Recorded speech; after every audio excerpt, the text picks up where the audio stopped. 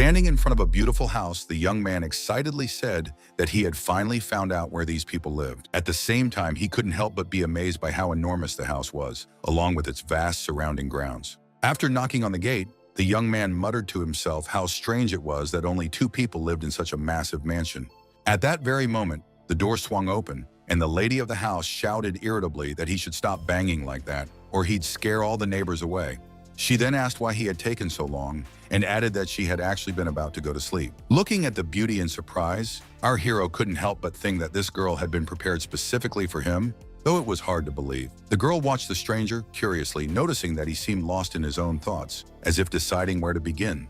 Smiling awkwardly, the young man extended his hand, wanting to introduce himself and appear as polite as possible. But instead, the lady turned away and said she already knew a plumber had arrived, the one they had been waiting for since morning, so he should stop talking and get to work. Still standing there with his hand extended, the young man was horrified, realizing he had been mistaken for a plumber. As for the lady, she thought that if it weren't for that Chinese man, she probably would have never gotten around to fixing the broken bathroom. She recalled how 3 days ago something unbelievable had happened, when her father shocked her with something very strange. The man explained that 20 years ago, when he was young and easily fooled, he had traveled to China for work and accidentally ran into a dangerous gang. The visitor from the capital thought it was the end for him, but then someone appeared and quickly dealt with all of them. As payment for the help, they agreed to marry their children in the future. Continuing his story, he happily declared that the marriage between the two would symbolize his friendship with that man. The girl believed her father had completely lost his mind. She shouted that he could have promised anything else, but not this, because it was pure madness. Closing his eyes, the man calmly replied that it was a tradition passed down from his ancestors, and he had made the promise he believed was right. The beauty refused to calm down, arguing that it was a forced marriage and she didn't care about traditions. They lived in the modern world. As he was leaving, the man added that he had to go, and that his daughter should welcome Yuan Jun and keep him company so he wouldn't be bored. The lady of the house remembered that she had wanted to say something else, but by then her father had already left. Thinking back on it, she muttered that if that so-called fiancé ever showed up, he wouldn't get off easy. Seeing how strangely the girl was behaving, the young man slightly covered his face, thinking she was the kind of person capable of anything. Despite that, he wanted to know what had happened to her. After all, he hadn't even said anything yet.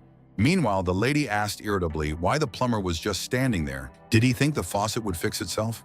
Yuan Jun carefully observed the figure of his new acquaintance, smiling slyly. But a moment later, he realized something was off with her, so it would be better not to provoke her, and he said he would get to work right away. The girl didn't like this young man. She thought to herself that he was no different from the others who looked at her the same way. After a while, our hero was already in the bathroom, examining the broken faucet, from which water kept running nonstop. Watching the situation in horror, the young man had no idea how to fix it. He had never dealt with anything like this before. Seeing that the plumber wasn't doing anything, the beauty asked why he was standing there like he was frozen. He wasn't being paid to just stand around. Inwardly, Yuan Jun cursed, noting that this wasn't why he had come to this house at all. On top of that, he didn't like the disrespectful tone she was using. Realizing he already had a wrench in his hands, the young man decided to try tightening the faucet, especially since the leak had almost stopped. He figured it wasn't anything serious, just a loose nut, which he successfully tightened. Approaching the bathroom, the girl asked in a businesslike tone if the plumber had already finished. Turning around, the young man asked her to step aside because she was getting in his way. Instead, the beauty handed him another tool, explaining that she just wanted to help. Still studying his new acquaintance, our hero realized she had already formed a very poor opinion of him. Despite that, the real problem at the moment was fixing the faucet completely, and that turned out to be much harder than expected. Suddenly, something went wrong, and water burst out with full force in the direction where they were standing. The young man understood he had made a mistake, but more than anything, he feared the reaction of the homeowner. Seeing that the girl was completely soaked, Yuan Jun immediately started apologizing, saying it had happened by accident. He looked at her carefully, waiting to see how she would react. For a moment, the beauty just stood there, staring at the incompetent plumber who had clearly messed up. At that very moment, the young man suddenly felt the urge to compliment her, but as he began to speak, he was met with a stream of curses. The lady of the house didn't like that the plumber was saying completely inappropriate things, and she had no intention of tolerating it. In the next instant, she raised her leg and shouted for him to get out of her house immediately, since he was causing more harm than good. Grabbing her leg, the young man calmly replied that she could end up with serious problems if something happened to it. But the girl didn't care what he was saying. She just wanted him out of her house as soon as possible. The young man barely had time to realize that she had already lowered her leg and was now coming at him, ready to strike with her hand. As she grabbed his arm, Yu Wenjun asked her to be careful. In the struggle, they both slipped on the wet floor and fell into the bathtub. At last, silence filled the room. Lying in the tub, they stared at each other, caught in an awkward and compromising position. Suddenly, the young man instinctively leaned in and kissed the beauty who was so close to him. But instead of understanding, a loud scream echoed through the house, loud enough to be heard outside. The girl immediately began insulting the plumber, realizing he was mocking her. Her anger knew no bounds. She just needed to throw him out somehow, but didn't know how. Trying to defend himself, Yu Wenjun explained that he had only wanted to help. There had been no bad intentions. The girl kept shouting that he didn't belong there and should leave immediately and never come back. But in the next moment, she realized that during the fall, she had injured her leg, and it was now hurting badly. Sitting down on the floor, the lady of the house tried to figure out what to do next to ease the pain. But before she could do anything, she noticed the plumber walking quickly toward her. Without saying a word, the young man simply picked her up in his arms to carry her to the living room. However, instead of gratitude, he received a slap across the face, along with accusations of indecency and inappropriate behavior. Seeing her reaction, Yu Wenjun tried to calm her down, explaining once again that he was only trying to help. Suddenly, something unexpected happened. The girl heard him call her by name and was shocked, since she had never introduced herself. In a cold tone, the young man declared that he was her future husband, the one she had been waiting for all this time. After hearing this, Shizuka shouted even louder, saying it was complete nonsense, not even worth discussing. Despite everything that had happened, the young man still wanted to help, so he asked her not to move, warning that it would only make the pain worse. The lady decided to listen, since she really couldn't put weight on her leg. After finishing, Yu Wenjun explained that it should feel a little better now. Crossing her arms, Shizuka firmly told him to get all those thoughts out of his head. The young man looked at her carefully, realizing her words had genuinely upset him. He said out loud that if the family had refused, they should have said so earlier instead of wasting his time. After a short pause, he explained that it was actually their families who had come up with the arrangement long ago, and his side had simply agreed. Then jokingly, he added that he might reconsider if Shizuka asked nicely. Hearing that, the beauty snapped again, saying he must have lost his mind during the fall. But the young man boldly replied that nothing was wrong with him. The lady was about to say something else, but a phone call interrupted her. A moment later, she saw a message asking if they were going to the bar that night. Shizuka was pleased. She felt like the day might actually turn out well. She immediately turned to the young man, who, upon hearing his name, said she could speak calmly without insults. But she ignored his words and instead asked if he was going to start acting like a fiancé now. With irritation in his voice, the young man said he had heard that in Japan, women didn't get a say, but she replied that his information was outdated. Pretending not to care, Yu Wenjun asked what she actually wanted from him. With a sly tone, the beauty asked him to go somewhere with her and keep her company. Closing his eyes, the young man said it was too much trouble and suggested discussing it the next day. Shizuka didn't like that answer at all and clenched her teeth in anger. Then she hit him again and shouted that she had already told him they were going out. Realizing that arguing with her was pointless, the young man finally agreed. The girls who were also heading to the establishment noted that it was a truly amazing place. Looking at the beauties, our hero thoughtfully noted that Japan really does have some very cool establishments. Realizing that the man was looking not at the bar, but at the strangers, Shizuka thought again that this boy only had one thing on his mind. However, the beauty did not continue her thought because she heard someone call out to her. The young man shouted that the beauty had come today with a friend, and since that was the case, he would open a wonderful wine for them. Throwing herself into the blonde's arms, Shizuka demonstratively screamed that she really missed her boyfriend, and she added in a whisper that her friend was obliged to play along with her, although he had already understood everything himself, and therefore was not going to hesitate. Taking the young man by the hand, the girl said that she wanted to introduce him to a certain young man. Pointing to our hero, Shizuka declared that he was her uncouth Chinese immigrant friend, and then she added that this charming guy is her lover. His name is Fuji, and besides everything else, he is also the owner of this establishment. Our hero thought to himself that it was all clear anyway, since the blonde guy would hardly have come here just like that. At the same time, Yu Wenjun understood that this man did not look very happy. And while the girl was asking Fuji to behave properly, the new acquaintance explained that he had no business being in this place, and therefore he was already leaving. Looking at the young man, the beauty shouted, "Where is he going so quickly and without permission?" But the guy happily declared that he was going to go to a bar to relax, and what's more, he wanted Shizuka to pay for him. The girl didn't like this state of affairs, but at that moment she didn't want to argue at all.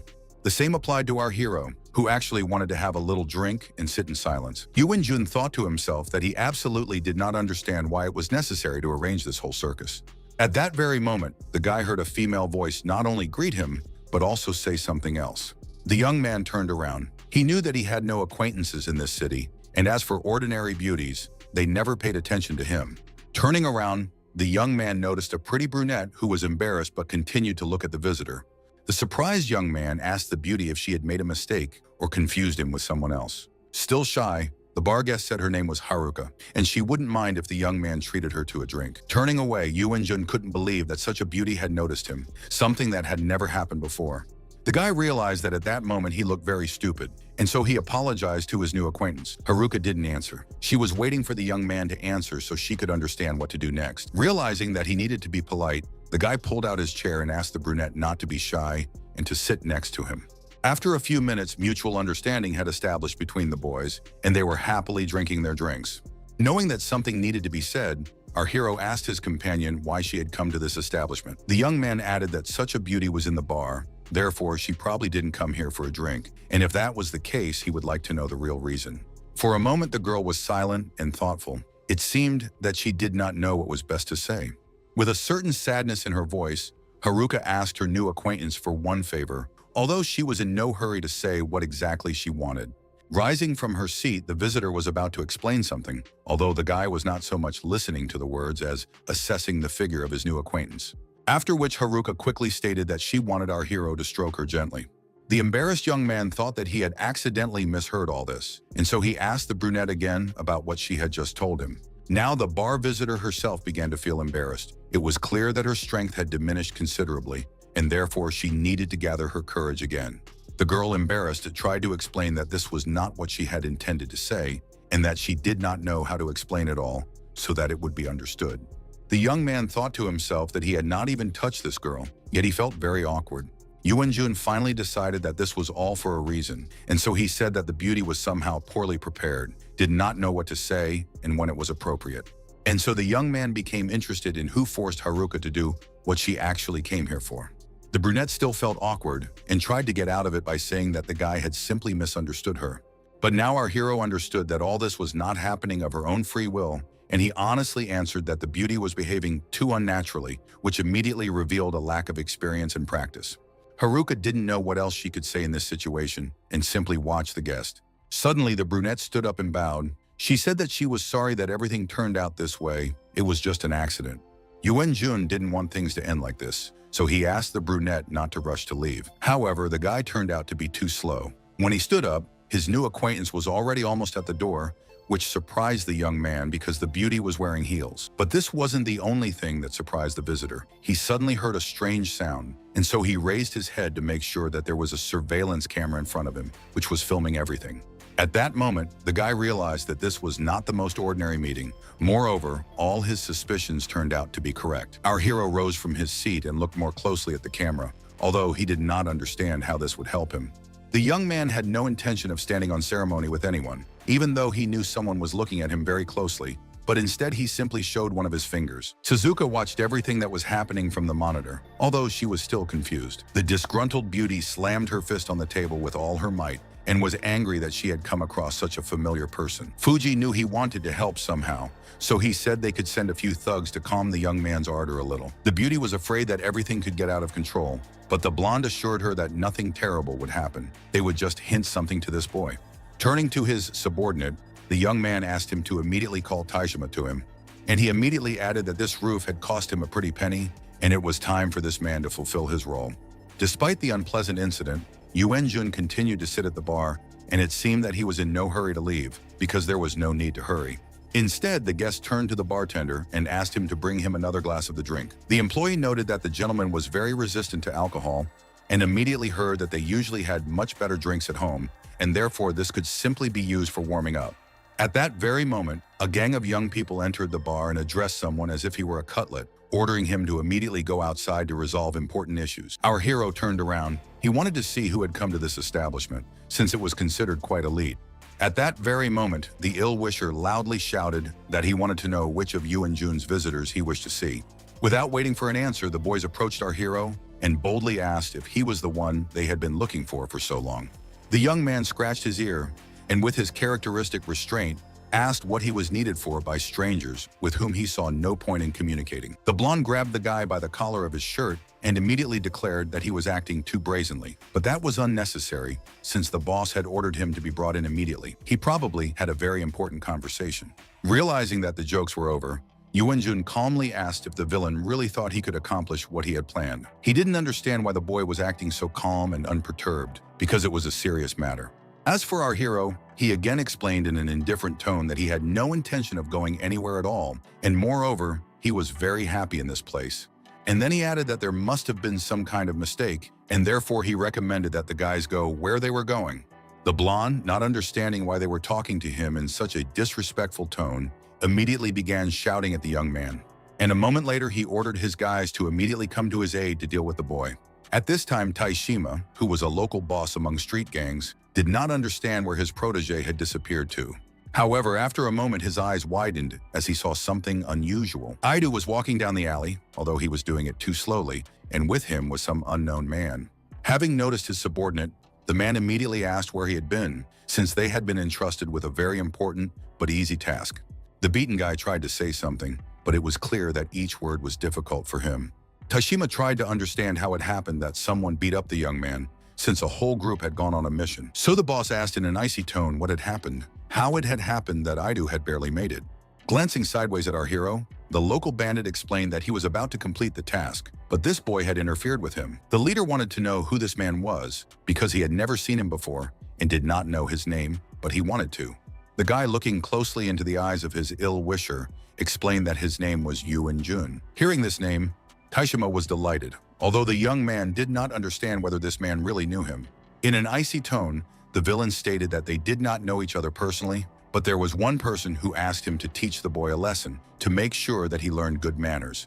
Hearing that Taishima had changed his mind, the boy asked a counter question about whether the gang leader had really become a good guy. But there was no answer. Instead, all the guys standing behind their boss rushed towards the boy, shouting as they went that they would quickly teach him how to talk to his elders properly and not to hit him. Yuan-jun saw that a whole crowd was approaching him. Despite this, he did not even think of moving from his place, as if he had some kind of clear plan. At the moment when one of the opponents struck, the guy very quickly dodged to the side, which shocked the attacker. Moreover, our hero triumphantly shouted that the villain was moving too slowly, and therefore he would pay for it. While the young man was fighting with one, another was already approaching with a stick from behind. The young man was confident that he would be able to deliver a powerful blow. He was partly right, but he just didn't think that the speed of the boy standing in front of him was so lightning fast that he managed not only to react, but also to hit back at his attacker. Yuan-jun wasn't going to give up so easily. He knew that these guys would definitely not spare him, and therefore he himself didn't want to be a fool by leaving them unharmed. The young man decided that now was the time to deal with the leader standing nearby. The man was prepared for anything, but not for the fact that an ordinary boy could easily defeat all of his guards. Watching everything from the side, Tashima tried to understand who this guy was, where he came from, and who he studied with, if even 20 rivals were not his opponents. Again and again, the man said out loud that this was something impossible. No force would be enough to cope with the crowd. But our hero didn't care what they thought of him. He had actually easily dealt with all his ill-wishers and was now thinking about what to do next. Watching the young man with horror, the boss also thought about where he should run or where he should go so as not to see this boy. He smiled and told Taishima that it was now his turn. However, the man, despite the fact that he was scared, was not going to give up. He knew how to do something himself and therefore wanted to try his hand. The moment the boss moved forward, our hero easily intercepted him. After that, he turned it in such a way that he could strike with one movement of his foot. The villain's eyes widened, and at that moment he realized that this boy was unusual, that he possessed some kind of superpower. Another second passed and this boss was already lying on the ground, unable to even move. Looking at all the opponents, Yuan-jun noted that it was much easier than he initially thought. However, the battle was not over. Slowly getting up, Taishima said with sarcasm in his voice, "Is this really all that this arrogant boy is capable of?" Taking out a knife, the man shouted that now he would show him what a real fight was, so that he wouldn't pretend to be a hero. At that very moment, the boss pounced on the guy, confident that he would manage to wound him and only then decide what to do next. However, the attempt was unsuccessful, as the young man managed to dodge just as quickly as before. The man paused to consider what he should do next, wanting to deceive the boy standing opposite him. Realizing that Taishima wanted to strike again, our hero quickly reacted and stepped aside again. Yuan-jun asked why the villain was smiling like that. Did he really think he could do something that would surprise our hero? However, the man remained silent. He didn't like the guy asking such strange things. Suddenly, the young man fearlessly grabbed the knife by the tip, knowing exactly what he planned to do next. Seeing how easily the boy knocked out the sharp knife, the villain wanted to stop him, but it was too late to do anything. And so, a moment later, he started shouting about what kind of fingers one needs to have to do such things. In an icy tone, our hero informed his adversary that a person must be prepared to die if he is going to take someone's life, and therefore he could test his readiness right now. And again, the man noticed that the young man's boot was somehow flying up very quickly, although he didn't know what this meant. In this situation, words were superfluous, since the foot, or rather the kick, spoke louder than any words. And again, the man thought to himself that this couldn't be happening. He had calculated everything and should have stabbed the boy as he had planned, but the situation had turned against him. But the battle was not over yet. Our hero wanted his ill-wisher to remember their meeting forever, and he forcefully threw him back. Already in flight, the villain tried to say something, although he knew that it would not play any role anyway. As he left, Yuan-jun declared that he had met weaklings who were incapable of anything, yet still tried to pick fights and prove something. Tashima told the boy not to think that he was safe, because after this, Sasaki's group would never leave him alone. As before, the guy smiled, answering that he was not afraid of anyone. Moreover, if this group found out that some boy was able to easily defeat healthy guys, then they would change their minds about doing anything. At this time, Suzuka and her friend were sitting at home and chatting pleasantly about something, realizing that no one was bothering them. Suddenly, the girl asked who this Taishima was, and also whether he knew the limits of intimidation, since he might miscalculate his strength and then it would all end badly. But the blonde man calmed his friend down, explaining that he had warned his boss to be careful and that at most they would break a few of the boy's bones. Fuji wanted to add something, but at that moment he noticed that someone had snatched the glass from his hand. Smiling, our hero thanked them in a soft tone for not beating him too hard, and moreover for sparing him. Jumping up from his seat, the blonde tried to understand where the young man had come from and how it happened that he looked so good. The young man hesitantly asked how it happened that the guy came here. Raising his glass, Yuan-jun explained that this Taishima was too boring. It was worth sending someone else. Perhaps they could have fun with someone else. As she left, the girl said that she didn't want to watch this performance. It was already late, and therefore it was time to go home. Shouting after his acquaintance, the young man heard our hero say that he shouldn't worry about the beauty. He should always think about himself, especially since they hadn't finished their conversation yet. Turning around, with horror in his voice, the blonde asked what this boy wanted from him. The young man was in no hurry to say anything. He thought to himself that this man must definitely understand what had happened. And clenching his hand into a fist, he shouted that his only desire was to convey greetings to this Fuji from his own friends, who had done a poor job of their task. Seeing what was happening, the young man was overcome with anger and rage, and so he declared that he was not some weakling who would get scared and run away somewhere. But what happened next was something Fuji didn't expect, as his opponent easily intercepted the blow, showing that he was not who he was initially thought to be. For a moment, it seemed like time simply stood still, as the opponents did nothing in particular.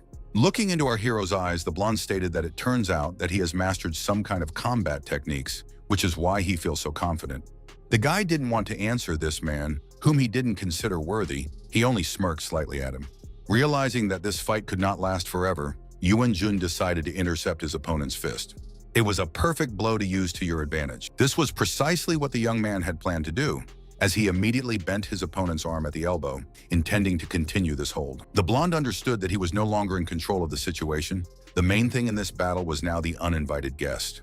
But Fuji didn't finish his thought. The guy immediately threw him over his shoulder so that he fell to the floor. Lying on the ground, the young man began to swear, realizing that some youth had overcome him. Our hero did not want to stop there. His goal was to show the man that one cannot act as vilely as he did. As for the opponent, he watched in horror as the boy's fist hit the floor, clearly missing on purpose.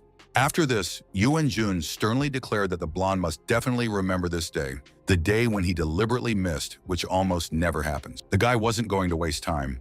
He knew that other things were waiting for him, and so he was already getting ready to leave. Despite everything that had happened, the blonde wasn't going to let it go.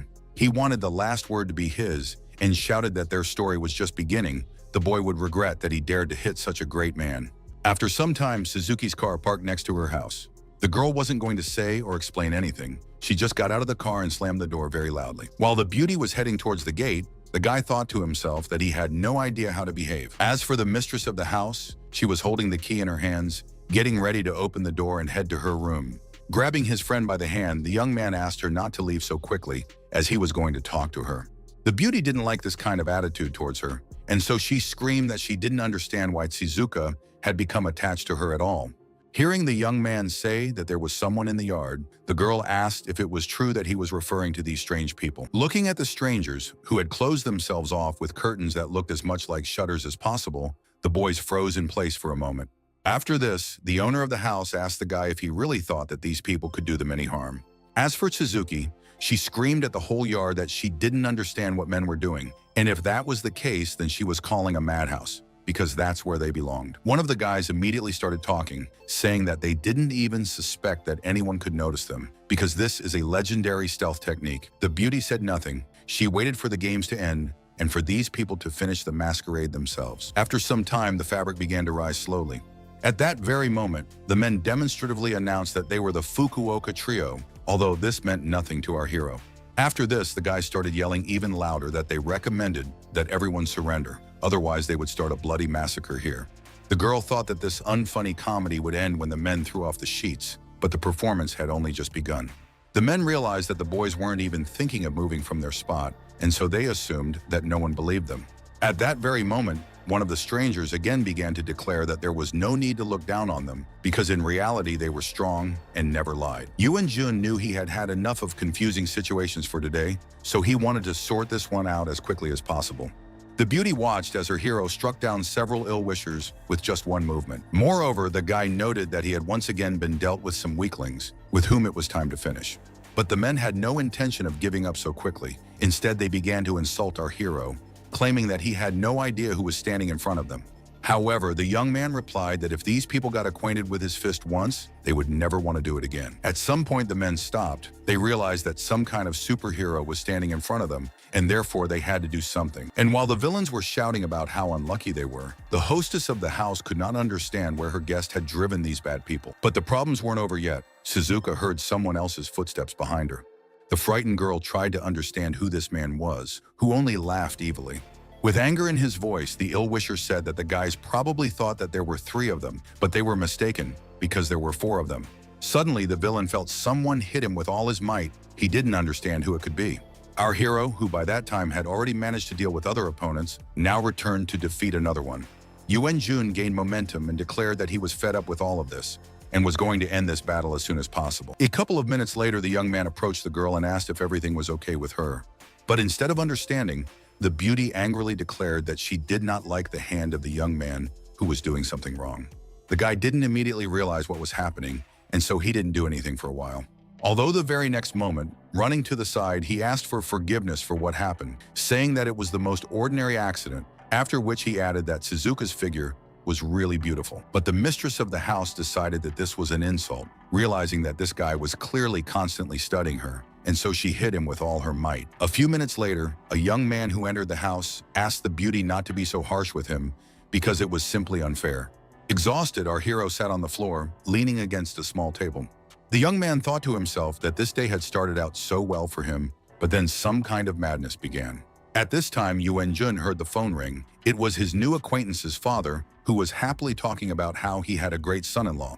But the young man replied that there was no point in pretending and asked the man to contact his father and inform him that the contract was canceled. Despite this, the owner of the house said that the boy was like a son to him and asked him to look after his daughter. And he immediately added that he had some things to do now, and when he returned, they would definitely talk about everything. Upon hearing that the young man had been attacked, the man became frightened, but when he heard that everything had turned out well, the owner of the house added that he believed in the young man and therefore asked him not to rush into leaving. After which he once again asked this boy to protect his daughter while he was on a business trip. The young man wanted to say something, but he was in no hurry, trying to find the right words. But the man again and again asked that his foreign acquaintance stay with them, adding that the reward would be appropriate. The guy didn't want to let this man down and said that he would do absolutely everything in his power. Suddenly, Suzuka entered the room and shouted loudly that she didn't understand something. The young man looked closely at the beauty, who had already managed to change her clothes and was now looking at the young man with an angry gaze. The girl told her father that if the contract was canceled, then there was no point in this man staying in their house. Moreover, he was no protector. Therefore, it was better for her to stay alone. Hearing such a remark, The guy wanted to say something, but he did not dare, considering that the mistress of this house was capable of a lot. But realizing that he didn't want Suzuka to look stupid, he explained to her that her father had already hung up. After some time, the car was racing through the city at high speed. The girl and her friend were driving in an unknown direction, and they were silent the whole way. Getting out of the car, the young man complained about the beauty driving around the city like that, adding that he could get hurt, although he didn't want that. However, Suzuka calmly explained that there was no need to worry about this. Everyone in the city was already used to her driving and knew her car very well. Deciding to joke, our hero said that driving could be considered his new acquaintance's middle name. Hearing Yuan-jun muttering something under his breath about the beauty's driving, she asked what he was dissatisfied with again. The guy didn't want to continue this argument and asked about where they had arrived now. The girl saw no point in hiding anything, explaining that she needed to take part in the auction. And she thought to herself that she would never have taken this foreigner with her if her father had not asked him to stay for a while. Looking at the beauty, the guy thought that she was actually very cute when she was angry like this. Seeing that Suzuka had already gone inside, the young man hurried after her, as he didn't want her to be left alone. Suddenly, the security guard standing at the door announced that the guy could not enter because they had strict rules and, first of all, the guest had to dress stylishly. The guy didn't fully understand what they wanted from him, so he explained that he would just pull up his pants and look like the other guests. But instead of giving a detailed explanation, the guard began to mock Yuan-jun, hinting that he had no money, and therefore what would such a person be doing in an auction house? And a moment later he added that even if the guests looked normal, he apparently still did not have an invitation to the event. The young man tried to say that he came here together with Suzuka from the Gubin group, but then something happened that our hero did not expect, because the girl walked past her acquaintance as if she had never seen him before. Wenjun tried to look inside the room, hoping that the beauty would change her mind and return. The employee, realizing that he had been deceived, screamed at the top of his voice that in front of him was a liar who had never even stood with this beautiful lady before. Our hero knew that he absolutely had to come up with something in order to enter the building. And then, on the fly, he came up with the idea that this miss was too shy to be with him in public. The young man had a plan, so he suddenly shouted that they were going to do something interesting with Suzuka after this auction. The beauty did not want to compromise herself in any way. She turned around abruptly and declared that she had forgotten something. Returning, the girl was angry that everything had turned out this way, but she understood that it was imperative to save the situation. Grabbing the young man by the collar, Suzuka said that he was her bodyguard, whom she had not intended to show, but now she had to do so. The security guard nervously replied that if that was the case, then the guest could, of course, bring this man into the building. Once inside, Yuan-jun noted to himself that this place looked rich. Everything was arranged with expertise. In addition to the music playing in the hall, there was also a buffet table with a variety of delicious dishes. The young man immediately noticed this and began to say that this was something amazing. Complaining, the guy explained that he hadn't eaten all day, although he was very hungry. But the beauty said that her friend was nothing but trouble, and therefore warned the young man to think first and then do something. But our hero didn't listen to her, and all because the aroma of freshly prepared food was spreading throughout the hall, and it was impossible to resist. Heading towards one of the tables, the young man shouted that he could not wait any longer, without even thinking to listen to what the girl was saying. Within a minute, the young man came across a long line. Yuan-jun said out loud that he didn't believe that all these people wanted to eat. Besides, the tables were freely accessible, so why was it necessary to stand? And only Suzuku was not interested in this. On the contrary, she was glad that this man had disappeared from her sight and of his own free will. Standing in front of the plate of food, the guy looked at her as if he had never seen anything like it. But the guy was amazed not only by this, but also by the original presentation, because the dish was not placed in a tartlet, but simply lay on a plate. Realizing that there was a lot of this snack, the young man decided to help himself to a little more. As Yuan-jun walked into the hall, he could hear the guests behind him rejoicing because it was finally their turn. However, when they approached the table, the young people began to scream loudly because what was on the plate was not what they had expected. The upset guests were annoyed because the food was somehow strange, and they discussed among themselves that it seemed as if they had come not to an expensive auction house, but straight to a landfill. And only our hero was happy, holding a plate of caviar in his hands, however. After eating a little, he now looked around for his acquaintance, who was nowhere to be seen. Continuing to move around the room with the plate, the young man persistently tried to find Suzuka, realizing that she could not have left. At the same time, the girl was glad that in this room it was easy to hide from the uncultured guy who irritated her a lot. Suddenly, the beauty heard someone address her in a friendly manner. A young man and a girl stood in front of her. They stated that they had not seen each other for a long time. Having recognized the guy as Kuroki, our hero's friend screamed that she did not understand why he had come to this auction house. The brunette immediately made a displeased face, saying that Suzuka was incredibly rude to her classmate. But the beauty explained that this vile man had been rude to so many people that it would be impossible to even count all the cases.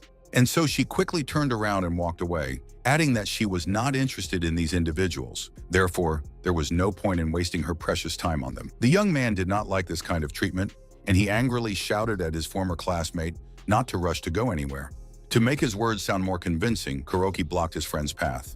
Suzuka asked in an icy tone if the slow-witted man hadn't immediately grasped the meaning of her words. At this point, a brunette joined the conversation and explained that the young Mr. Yamamoto, the son of the owner of the Yamaki General Consortium, was interested in the beauty, and that this would be a good deal for the Gubin Group.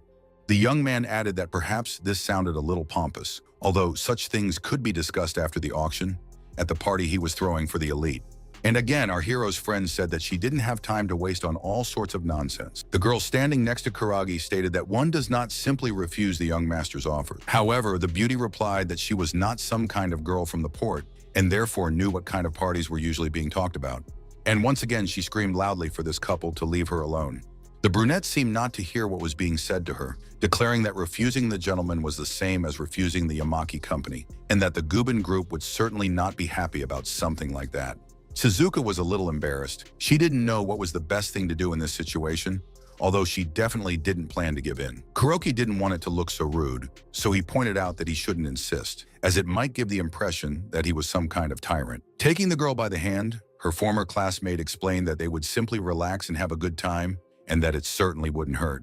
And after a short pause, he added that after this, the company of the beauty and her father would not only be rich, but also famous. Suzuka said in an icy tone that she had heard of such tales before, but this time it wouldn't work. Unexpectedly for everyone, a large plate of caviar appeared on the ill-wisher's head, which was now slowly dripping down the guest's face. The brunette tried to say something, but she was in such shock that she realized any words would be superfluous. Suzuka knew this too, and she was trying to understand what had happened. The angry young man, realizing that he looked more stupid than ever, began to mutter something under his breath. At this moment, Yuan-jun, throwing up his hands, said that he was very sorry because he did not want to harm anyone. Making a stupid face, the young man explained that the plate had simply slipped from his hand, and its subsequent fate was unknown. The Yamamoto family representative fell silent for a moment, realizing that he needed to somehow get out of this situation gracefully. But anger got the better of him, and so he ran up to the guy, grabbed him by the jacket, and yelled that he would tear him into little pieces. The assistant knew that there were a lot of people gathered around, and so she tried to explain to the young man that he could not behave in such a way. At that very moment, the people gathered in the hall, hearing the shouts, immediately began to discuss the latest events among themselves, wanting to be aware of everything. Kuroki understood that in a little while, these gentlemen from high society would begin to discuss him and his base actions. And so he remained silent for a while, until the brunette asked the security to come to her. At that very second, everyone froze in anticipation of what would unfold next. Approaching the guest, the security guard asked how he could help her. Pointing at our hero, the young lady shouted loudly that this gentleman did not comply with the dress code, therefore he must be immediately escorted out of the room. Suzuka, who in another situation would never have stood up for her friend, now explained that he was her man and therefore did not understand why he should go anywhere. The ill-wisher demonstratively explained that it turns out that the Gubin Group is so large and influential that it no longer needs to adhere to the general rules. Perhaps this quarrel would have continued for a very long time if an elderly man had not intervened and asked everyone to calm down and pull themselves together. Our heroine's classmates immediately fell silent when they saw who was standing in front of them. The guys did the same, freezing in place since there was some very important person in front of him. Suzuka immediately exclaimed that it was Uncle Iwata, and she was glad that he was here. The old man turned to Mr. Yamamoto, saying that the auction would soon begin, and by then the guest would have to change his clothes. It would be unwise for him to miss such a noble event because of such a trifle. As he left, Kuroki angrily told the boy not to think that it was all over, that this was just the beginning. As for the girl, she hurried to her uncle, asking how he was feeling and what was new with him. Yuan-jun wasn't interested in such conversations. He decided that he needed to ease his sadness with another plate of caviar, but he didn't get far. At that very moment, he felt someone's hand grab his wrist. The young man did not understand what was happening. He turned around to ask what was wrong. Mr. Iwata explained in a soft voice that there was a certain etiquette to the auction and immediately asked the guest to follow him. Our hero did not want to argue, realizing that a respected person stood in front of him. Turning around, the old man told the beauty not to worry about her fiancé. He would not do anything bad to him. The embarrassed girl immediately told her uncle that this young man was not even her lover, let alone anything more. But Iwata didn't care. He clearly liked the young man with whom he was already talking about something. The indignant Suzuka was angry that this old man never listened to anyone to the end, which was very annoying. After some time, guests began to gather in the hall where the auction was to take place. Looking through the catalog, Suzuka was surprised that her father had rather strange preferences. The piece of art her father wanted to buy was not only ugly, it could even be called ugly. Covering her eyes with her hand, the beauty said out loud that this was not the first time she had thought that this world had actually gone mad. The girl, interrupting her work, told the young man who sat next to her that the seat was occupied and that the guest should therefore move. But the stranger was silent and simply smiled. It seemed that he knew his neighbor well. Suzuka herself realized this a moment later and screamed that she simply couldn't believe her eyes, as this couldn't possibly be happening. Yuenjun, who now looked like a gentleman belonging to high society, looked at the girl attentively. Realizing that his friend couldn't believe what she saw in front of her, the guy asked again if she liked his new look. Turning away, the beauty proudly declared that she was sorry that only her clothes had changed, everything else remained the same. The young man decided to joke and immediately noted that he could see from the girl that she actually really liked this change. But the conversation could not be continued. The next minute, the host appeared on stage, greeted everyone gathered, and apologized for the slight delay. Smiling, Mr. Iwata said again that he hoped that this auction would be beneficial for each and everyone. And then he shouted loudly that their event was about to begin, therefore everyone needed to get ready. At that moment, a young man approached the old man and explained that everything was ready. Taking the place of the elderly gentleman, the gentleman explained that his name was Sato and that he would be the auctioneer for the evening. He then presented the first lot, which originates from the Yin dynasty. The vase is decorated with an image of plum branches. And after a slight pause, he added that the starting price was at 3 million. Suddenly, one of the guests stood up from his seat and offered a little more than 3 million. The next guest stated that he was ready to pay 3.5 million for this beautiful specimen. It seemed that many people were interested in the vase, because a moment later, another visitor offered his bid. At some point, the bid reached 5 million, which was a good price for such an antique. Our hero said that he didn't even think that everyone needed such an item, having heard that the vase was not bad, but it could be considered an appetizer before the main lot. The beauty knew for sure that the price would not rise above 10 million, because she had been to such events many times before. And at that very moment, in fact, one of the guests shouted that he wanted to offer 10 million for the copy. Sato explained that this was the highest bid so far, and he was wondering if anyone would be willing to outbid him. But it seemed that no one else had any desire to bargain, because this item was not worth more. Suddenly, the auctioneer banged his gavel on the podium, asking if there were any more bids. There was complete silence in the room. Those gathered clearly expected that this lot would be finished, and they would be able to move on to the next one. After this, Sato solemnly announced that the vase was sold.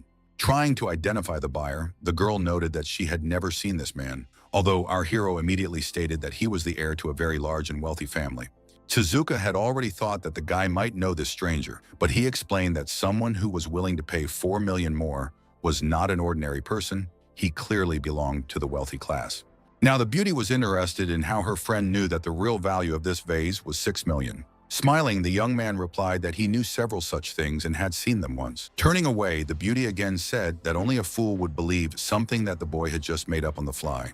Our hero didn't argue, but there was no need to, since the event's host had already said that the painting in front of them was created in France in the mid-18th century. Its name is Game of Colors, and many would like to become the owner of such a masterpiece. For this reason, the starting price for the painting is at 10 million, and anyone interested can begin bidding. Suddenly, one of the guests immediately offered a price of 15 million. Another girl sitting behind said that she was ready to pay 20 million for the masterpiece. Within a moment, the room became so noisy that it was impossible to accurately hear the amounts the participants were naming, since the numbers were constantly changing and, of course, increasing. When it seemed that no one would beat the 35 million price, a voice was heard shouting that he was offering a whole 60 million for the lot. Upon hearing such a price, the participants immediately turned their heads in the direction of the voice to see who dared to name such a price. Suzuka held up her number triumphantly, knowing she had to buy this painting. Sato understood that it was unlikely that any of the guests would name a higher sum, and so he immediately began counting. The girl was silent. She was almost sure that this copy would go to her, although inside there were still some doubts about it. And it was not in vain, because a moment later those gathered heard someone shout that he was ready to pay 70 million. The frightened beauty now did not believe that anyone was willing to pay 10 million more for this masterpiece than she had offered. Kuroki, who was sitting nearby, now made a satisfied face, showing with his whole appearance that the item would go to him. This situation made our hero's friend extremely angry, and so she shouted that he had planned all this on purpose.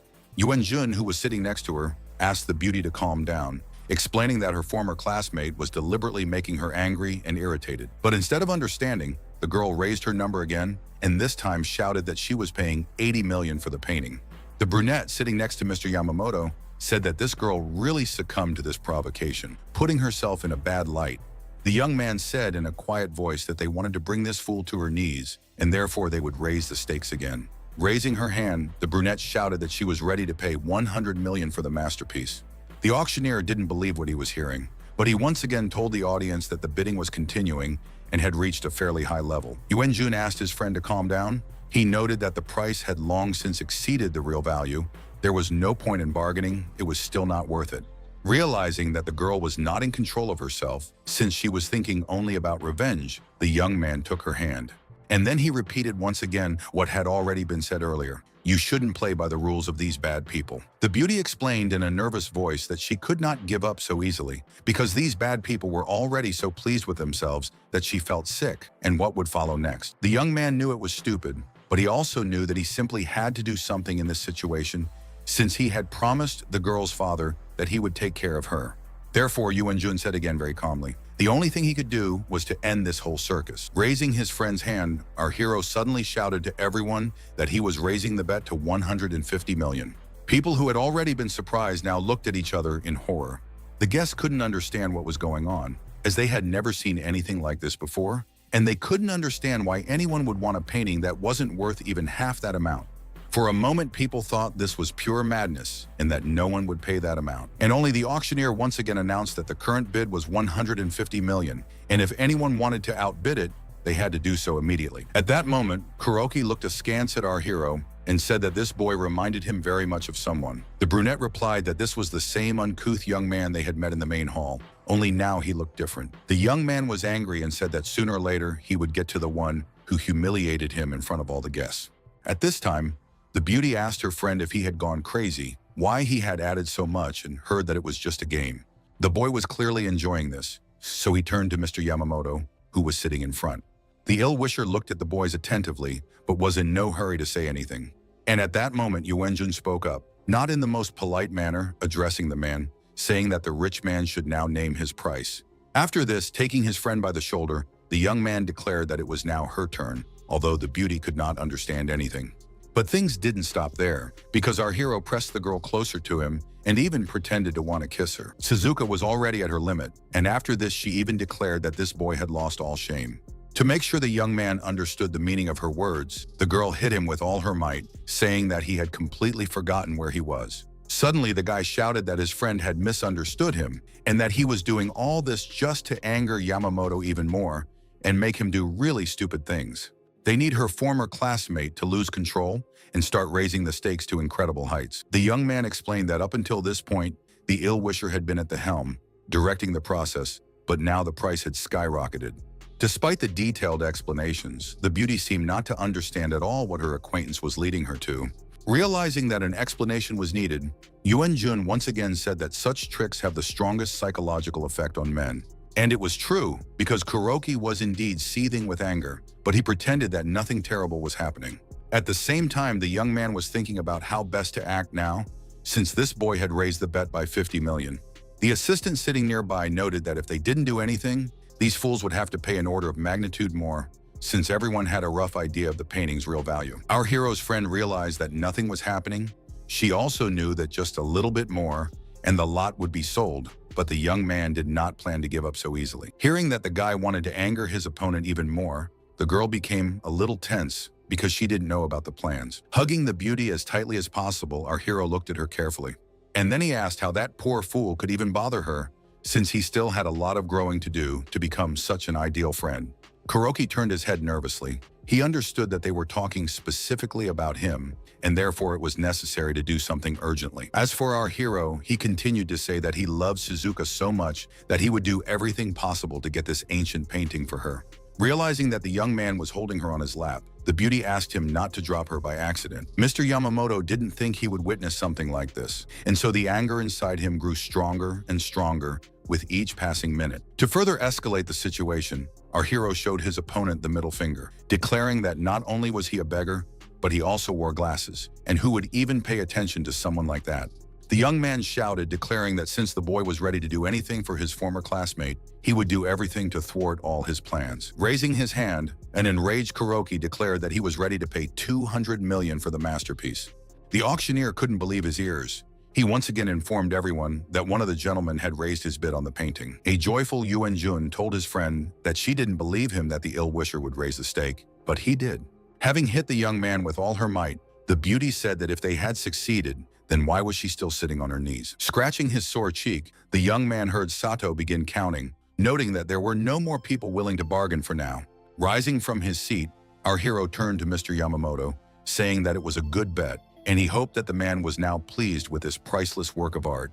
With anger in his voice, Kuroki immediately began to insult the guy, realizing what had happened. After which, turning around, he shouted that he would immediately finish off this arrogant boy.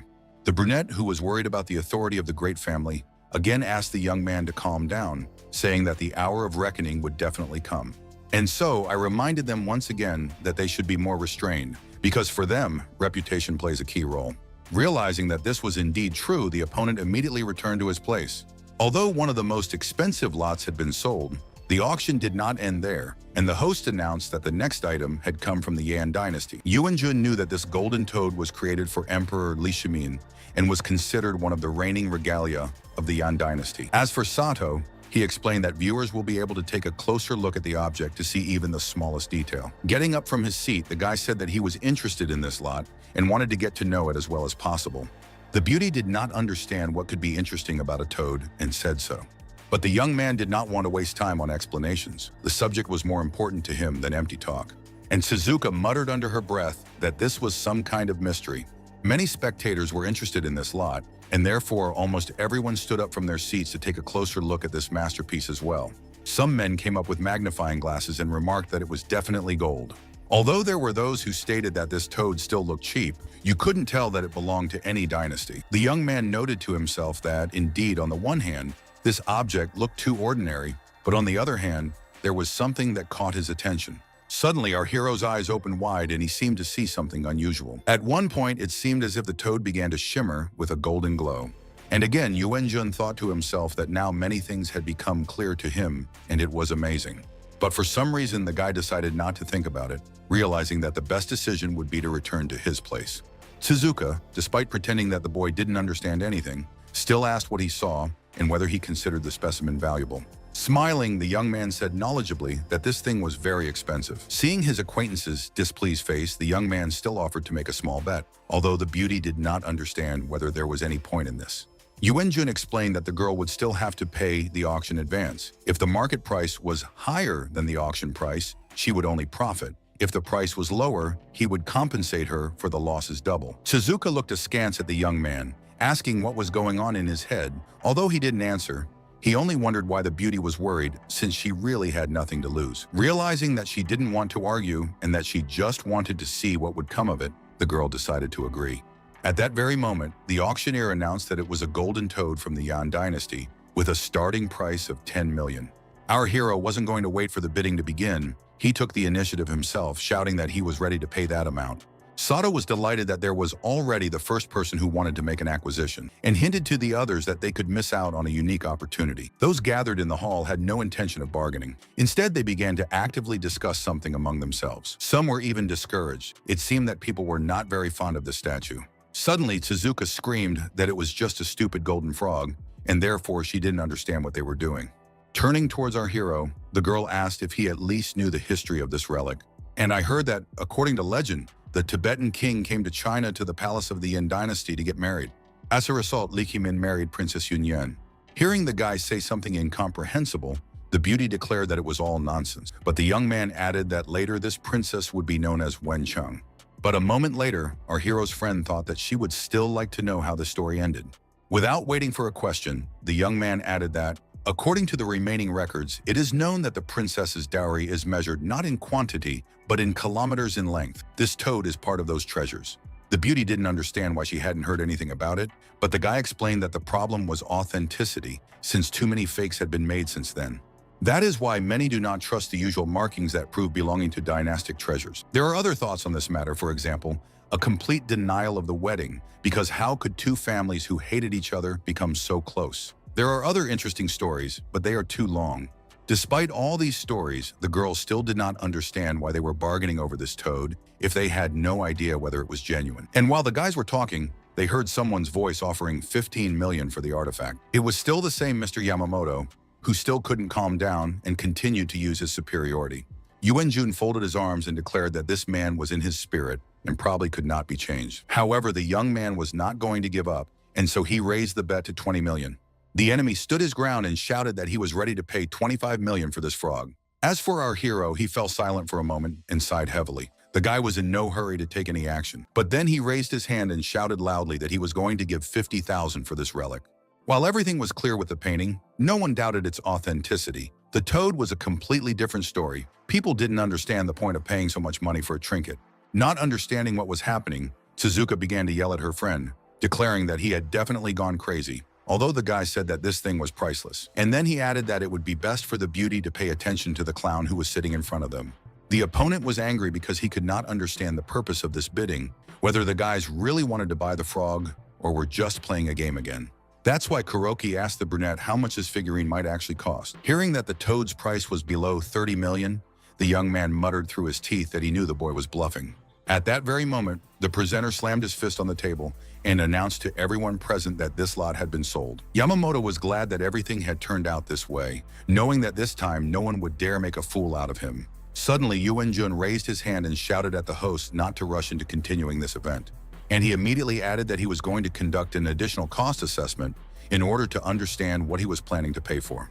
This time, the visitors were even more surprised because no one had previously questioned the auction's appraisal committee. The guy bid 50 million and believed he had bought some kind of treasure, after which people added that every year there is some fool who behaves in a similar way. Jumping up from his seat, Mr. Yamamoto noted that the boy should understand that this was a very ordinary golden figurine and nothing more, and therefore there was no need to pay so much attention to it. However, our hero replied in a calm tone that no one should care about his purchases, after which he turned to Mr. Iwata, who was also in the room and knew the rules of auction houses very well. The old man immediately stood up and explained that there was nothing unusual about this. In fact, every buyer has the right to ask for a revaluation. This is common practice. The man said that they would now inspect the lot again, and after that they would announce the current price for this item. Smiling, the young man explained that he would not argue even if the price turned out to be slightly lower than what was originally stated. The owner of the auction house approached Takanaka, saying that they would need his help today. The old man muttered under his breath that he didn't understand why the same thing happened every year, since they weren't in a circus to see things like that. Realizing that the event could not be delayed, Takanaka announced that anyone interested could come and observe the reevaluation. Just a moment later, when everyone gathered approached the table, the assessor said that they could now begin. This is an ancient Chinese golden toad from the Yuan dynasty, and it is well preserved. The buyer was probably not very lucky, because this thing weighs very little and the design is very simple. The market price is about 25 million. The surprised girl said that this gentleman had just hinted that they had given away the extra 25 million for nothing. Turning to Takanaka, the young man said that he was quite knowledgeable about Chinese history and ancient artifacts, but Takanaka indifferently stated that flattery would not help in raising the price. Suddenly, the guy said in a cold tone that, unfortunately, the appraiser had not checked all the details. The old man didn't like that someone was talking to him in that tone, so he asked what was wrong. A moment later, our hero turned to Mr. Iwata and asked him to provide him with a bottle of water heated to about 45 degrees. Those gathered did not understand what was about to happen, but the young man explained that everyone would soon see what was wrong here. A few minutes later, the bowl of water was already on the table, and all the guests held their breath. Taking the toad statue in his hands, Yuan-jun said that the secret would be revealed in the light. After that, the guy threw this figurine into the water, which looked extremely strange. People understood that this was not just a coincidence and believed that water could somehow change the golden figurine. The appraiser himself had never seen anything like it. He couldn't even imagine that anyone would come up with something like that. The guests didn't like what was happening and said that they hadn't come here to play, and therefore it was time to end it. At that very moment, Takanaka thought of something unusual. It seemed like he understood something. Suddenly, those gathered announced that they could see the toad reacting to what was happening. People really felt like this statue had come to life, although it was something completely unusual. But there was no limit to the surprise when people saw that something began to emerge from this toad. At that very second, the young man took out something unusual, although not everyone immediately realized what it was. For a moment, there was complete silence in the room. Those gathered wanted to say something, but did not know whether it would be appropriate.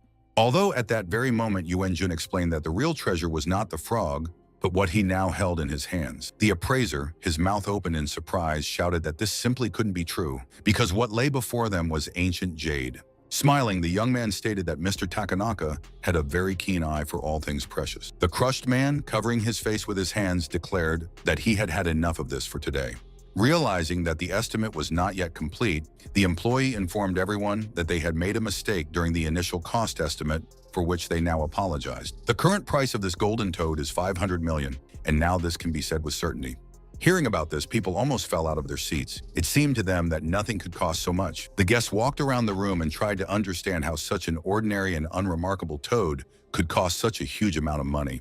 At the same time, a stranger approached the young man, saying that it was rare to see him like this. He only noted that they were obliged to find out everything about this boy, and therefore it was very important to collect all the information about him. After some time, the auction was completed, and the guests gradually began to disperse. Our hero, stretching out his arms, said that he had enjoyed the event and would therefore have to go again sometime, but he heard a friend remark that he would not always be so lucky. The guy didn't have time to answer, because at that moment someone turned to the young man and asked him to spare a minute of his time. Yuan Jun didn't know what else to expect from this evening, so he turned and looked at the people standing in front of him with some attention. The strangers noted that they had also been at the auction, but would now like to talk to the guy. In response to the young man's question about who these strangers were, the guys introduced themselves. It turned out that the girl's name was Shen Yue, and her friend's name was Li Zheng. When the young man heard the names of these people, he immediately said that they were Chinese, which was quite strange, since he also came from the same country. The auction guest wanted to talk to our hero, but he looked attentively at his companion, as if expecting her approval. As she was leaving, the beauty explained that she would wait in the car, but at the same time hoped that the guy wouldn't need too much time to talk. Li Jing himself said that they also needed to go, and so they were not going to drag out the conversation for long. And then he said that they needed the young man to sell the toad that he had bought that evening at the event. Yuan Jun folded his hand and tried to figure out why he had to do this at all. The young man explained that the guy probably noticed that they bought almost all the Chinese antiques at the auction. Their job is to buy such things with the aim of returning them to their homeland. Our hero asked if it was true that the guys were working for the government, but they rudely replied that it didn't matter. Embarrassed, the guy replied that since they didn't trust each other, in that case, he wanted to refuse. The girl understood that now was the time for her to intervene. She said that they would offer a sum that a citizen of their country would not be able to refuse, and this deal would certainly please both parties.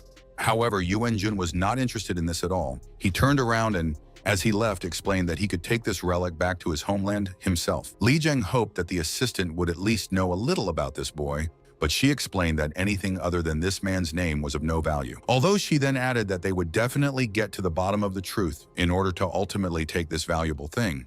Watching our hero leave, the boys realized that a person can't just buy something without understanding what's inside, and so they suspected that the guy wasn't as simple as he seemed. The young man had already reached the parking lot, but suddenly stopped because he saw the bespectacled man in front of him. Adjusting his glasses, Mr. Yamamoto told his former classmate that they would see each other again very soon. After that, he turned to the brunette, noting that they had done everything they wanted, and now it was time for them to leave. Our hero heard this entire conversation. Despite this, he did not even think of interfering, realizing that now was not the time to sort things out. Yuan Jun didn't understand what these people wanted, but the beauty explained that they invited her to participate in car racing. Looking at the girl in surprise, the young man shouted that she shouldn't tell him now that she had agreed, because that would be pure madness. But Suzuka proudly declared that she would say exactly that, because she was the racing queen of their city. Suddenly, our hero's acquaintance attacked him with her fists. She said that she wanted to know what this boy had come up with again.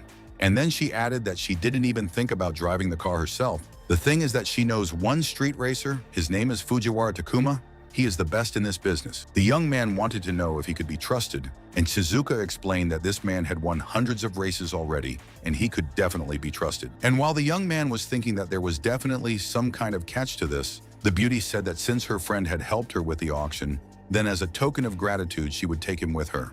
After some time, the car was already driving along the highway in the direction where the race was supposed to take place. They didn't have to travel far, and soon the young people noticed other participants who had already gathered at the designated location. Our heroes didn't jump to any conclusions about whether they had made a mistake, so they simply parked first. And while the young man was explaining that this place was very noisy, the beauty was explaining that this was the holy of holies of illegal racers. However, the acquaintances did not have time to finish speaking, because the next moment a familiar voice was heard calling out to the girl. It was a classmate and his assistant who remarked that they hadn't expected to see Shizuka here, thinking that she would chicken out as usual. The beauty grinned and noted that she didn't understand what they were talking about, since she always arrived on time for such events. At that very second, the girl noticed some guy who was standing nearby. Waving her hand, the racing enthusiast asked Fujiwara to come over to them since they had already arrived. The blonde didn't show any emotion, although he recognized Shizuka, and he even said that he was glad to see her. Our hero observed a strange scene where his acquaintance was literally trying her best to find out if the agreement was still valid, and the young man simply looked at the beauty with indifference. At some point, Yu and Jun even thought that this guy wasn't interested in this at all, which is why he was acting this way. And it was true. Bowing his head, the young man explained that he had already been hired by Mr. Yamamoto, therefore he asked for forgiveness for how everything turned out. After a short pause, he added that he had returned the money to the account, so the racer need not worry about it, although money was the last thing she thought about. The brunette overheard this conversation and, as usual, decided to intervene, asking what problems had arisen. And a moment later, she declared that Shizuka shouldn't think that she was the smartest person in these parts. There were other people who could boast of their intelligence. Our hero's friend didn't want to give in. She offered to double Fujiwara's rate, but he refused, explaining that he had been given a good offer he couldn't refuse. Laughing, the bespectacled man said that his former classmate was going to measure her wallets with the wrong person. But the beauty said that there was no need to rejoice prematurely. Of course, a blonde man might play for them, but her team still wouldn't lose. The brunette wanted to humiliate the guys. She asked where the glorious racer was, and pointing at Yu and Jun, said that he was definitely not a boy. The young man understood that they were being mocked, and therefore thought to himself that these were even more rotten people than he had previously thought. As she walked away, Shizuka shouted that she never needed helpers. Moreover, she always knew how to solve her problems herself. Having hit the ill-wisher on the shoulder, the beauty cursed so that everyone could hear. Getting into the car, the girl explained that the blonde man was, of course, an excellent racer. But despite this, the car was still better than hers in all respects. The guy was sure that his friend would let him drive the car, but he realized that she didn't even listen to him. Looking out the window, the young man noted that the girl was too self-confident, but this was not always to his advantage. Sometimes it greatly interfered with seeing the real state of affairs. But at that moment, it didn't matter to Suzuki. Just like during the auction, she only saw the goal and didn't even think about what might happen next. At that moment, the brunette, sitting in a car that was parked nearby, said in a venomous tone that when her opponent lost, she would have to fulfill one condition. Our hero asked with horror what they were talking about, and his friend replied that the loser would do whatever the winner wanted. Imagining his friend in a nightgown, the guy asked again whether it would really be possible to ask for absolutely anything he wanted. Grabbing the young man by the collar, the beauty asked him what he was thinking about at that moment, hearing that the race was already starting and that he needed to focus on it. The girl who was supposed to signal the start of the race was already ready, holding a flag in her hands. In a sly tone, the stranger asked a rhetorical question about whether the participants of the race were ready for this interesting adventure. Of course, the drivers didn't answer, but they looked not only wary, but also stern. At that moment, waving the flag, the girl shouted that the race was beginning. Suddenly, the cars suddenly took off at the same time and started driving as fast as they could. The blonde man who was fighting for the opposing team understood that he had been paid a lot of money and therefore was obliged to win. The young man didn't want to let his client down, so he stepped on the gas and even pulled ahead slightly. Spectators said that Fujiwara was a real handsome man and a professional in his field. Moreover, the Porsche brand in this case was much better than Koenigsegg. At that moment, Kuroki thought that they had modified the body and engine, especially for the race. And it had its effect. It was not for nothing that the blonde said that at the next turn he wouldn't even see his rival in the mirror. Yuenjun watched his friend closely, but his expression was very wary, unlike her, who was clearly about to show who was the best on this track. This was not bad, although the downside was that the girl did not calculate her strength. She also did not take into account many important nuances. As for driving the beauty, it was so extreme that it is impossible to even describe. That's why the guy sitting in the passenger seat thought that everything was happening exactly as he imagined. At the same time, the opponent actually managed to pull away, although not by much. Fujiwara, who was no less self-confident than his opponent, was sure that it was impossible to catch up with him. But after looking in the mirror, he became very wary. The reason was that the red car not only caught up with his car, but was practically ready to overtake it. The brunette, who had decided to be nearby, asked him fearfully if the situation was under control, since it seemed to him that it was not at all. The young man was scared. He really understood that his rival could easily overtake him at any moment. Despite this, he stated that there was no need to worry, as he would do everything in the best possible way. But the girl did not hear the words. She began to threaten, although the guy continued to convince her that he had never lost before. The brunette was angry, thinking to herself that this fool didn't even understand what Mr. Yamamoto would do to him if they didn't win. However, she didn't want to take any risks, so the passenger had already started looking for something on her phone. The expression on her face was extremely serious. It seemed that this bad girl had a backup plan. At that very moment, she began setting up geolocation on her phone, although it was difficult to understand why this was necessary. Suddenly, an explosion thundered, and our heroes only had time to notice that some kind of device seemed to have been embedded in the rock, stones from which were already falling to the ground. Everything happened so quickly that the guys didn't know how to react to this event, because the boulders flying down were huge and the car was not as strong as everyone thought. The decision had to be made quickly, as this situation threatened serious consequences. Fortunately, Yuan-jun didn't lose his composure and quickly began to turn the steering wheel so that the car would not be damaged. And this yielded results. At the moment when the car moved forward a little, a huge stone fell onto the roadway. What is interesting is that the young people found themselves trapped because the rock blocked the road, not only from behind, but also from in front. Watching what was happening in horror, the frightened girl tried to understand what they should do now. And only our hero, with a trembling voice, noted that the danger was as close as ever. Suzuka stated that this trap was most likely set by an acquaintance of Yamamoto's who constantly wants to do him a favor. The beauty began to scream, shouting that it would have been better if they had been crushed by this boulder than to be left behind and lose so stupidly, because this would have been a defeat in its purest form. The young man sitting next to her asked his friend why she suddenly started talking to herself, if there was someone nearby with whom she could share her thoughts. Looking somewhere, the guy asked what the girl would be willing to do if he did one thing. Closing her eyes, Suzuka said that she was ready to do anything, if only they could achieve victory. The beauty did not believe that the young man really wanted to help her. But she suddenly came to her senses and asked what the young man was planning, since they were trapped and the stones couldn't be moved just like that. Moving as close as possible to his acquaintance, Yuan-jun explained that they had practically no time and needed to act very quickly. After that, grabbing the steering wheel, the guy shouted that now was the time to go on an adventure. And just a moment later, picking up a little speed, our hero headed in the direction where the huge boulder was located. The girl didn't understand what was happening. The road was blocked. Despite this, the young man picked up speed with every second. A moment later, Suzuka clearly felt that they had broken away from the surface, although it seemed like sheer madness.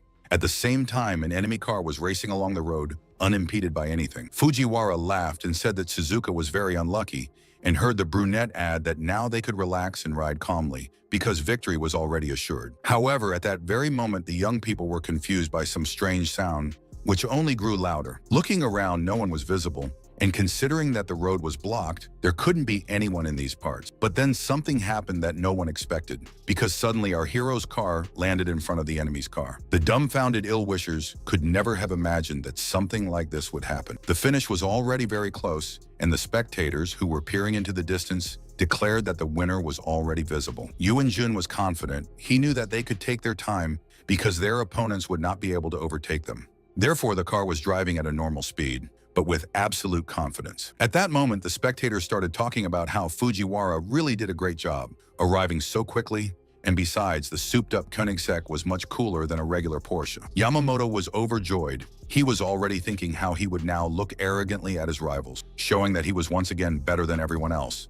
But suddenly the headlights dimmed a little, and those gathered could see the color of the car, which was not at all what they expected. People started saying that this simply couldn't be happening, that they didn't know what had happened, but that was just nonsense.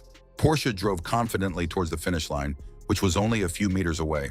A moment later, the victory line was crossed, which meant only one thing: the girl had managed to do what she had planned. Some of the boys wanted Shizuka to win, so they rushed to meet her to express their admiration. As for our hero, he carried his friend out of the car in his arms and declared that he had said earlier that he could handle it, and he kept his word. But instead of gratitude, the beauty looked very suspiciously at the man who brought her victory. And at that very second, she hit him on the cheek with her fist as hard as she could, asking what she was doing in his arms. Yamamoto, at the same time not paying attention to those gathered around, scolded Fujiwara and his friend, saying that they were nothing special at all since some Chinese guy had overtaken them. The blonde tried to say something in his defense, but the young man didn't want to hear anything, shouting that this boy probably just got off a horse-drawn carriage, that he probably saw a sports car for the first time, but he still won. The ill-wisher wanted to say something else, but suddenly felt someone's hand on his shoulder. It was our hero who noted that now was the time to discuss the reward due. The bespectacled man replied in a frightened voice that he had not actually argued with the girl about anything, and pointing to the brunette, he declared that it was this silly girl who had made the bet, and therefore she was the one to answer for it. The girl was struck by this senseless statement, and so she tried to say something in her own defense. However, the young man walked away and said as he walked, it was necessary to accept what was deserved. Moreover, the brunette should leave him alone. It seemed that the girl did not hear these words. Grabbing the bespectacled man by the hand, she asked him to give her another chance. But for the man, no one existed except himself, and so he slapped his friend. And then he continued to say that if it weren't for Kuki, he wouldn't have found himself in such a stupid situation, and added that if he saw her again, it would be bad. Standing in the middle of the road, the girl thought that this was the real end. The reason was that she lost again, even though she tried to do everything in her power. Looking at Shizuka, I decided that she had always been a head taller. The girl remembered how, when she came to school, everyone envied her. Everyone thought that she was rich, from a good family, although this did not bother her. Moreover, it did not matter at all who said what. But who would have thought then that everything would end because of just one person? Shizuka Gubin appeared in high school and was greeted with joy by all her classmates from the very first minute. And only to Kuki did she seem like the most ordinary girl, with a stupid smile on her face. Despite this, there was something special about her, something that touched many. During one of the breaks, the girl herself greeted the brunette and explained that she had to transfer from another school. The new girl smiled sincerely, but there was no hostility between the classmates at that moment. Kuki thought to herself that being friends with this girl was so stupid, but she didn't dare say it to her face. Therefore, she pretended that everything was absolutely fine, and she was glad that there was another interesting girl in their class. As the school year was drawing to a close, the teacher gathered everyone in the class to announce the results of the preliminary exams. The teacher announced that she had received the maximum score on the test results, but then fell silent for a moment. Classmates whispered among themselves that it would be Kuki again, since there were no other contenders for first place. But suddenly the teacher continued to say that the best was Shizuka Gubin. The guys immediately started saying that the girl was incredibly cool and not only looked beautiful, but was also an excellent student. The brunette reflected on how she had now been pushed down to second place, although her results were still top-notch. As for our hero's friend, she showed not only good results in her core subjects, but was also the best in sports. The physical education teacher kept saying that Shizuka had the best time in the race again. Her classmates took this calmly. Moreover, many of them were sincerely happy for their friend's results. One day, Kuki's father asked her what had happened with her studies, and the girl honestly admitted that she had relaxed a little. But the father was angry. He shouted that he didn't need these empty excuses that didn't mean anything. In a drooping voice, the beauty replied that she understood this herself, but to herself, she thought that her world had turned upside down, and nothing could be the same as before. The girls at school noted that their friend hadn't hung out with them for a long time. Instead, she was increasingly hanging out with boys. The friends wanted to know what was new in the brunette's life, but she didn't really answer anything. Instead, she quickly ran away without even hearing how her friends asked her to at least meet up after school and go for a walk somewhere. In her mind, Kuki kept thinking about some voice that frightened her, from which she wanted to run away. The girlfriends didn't understand what was happening to their classmate. They wanted to cheer her up somehow, but nothing worked. The brunette was thinking about something to herself, but didn't think it was necessary to tell anyone about it.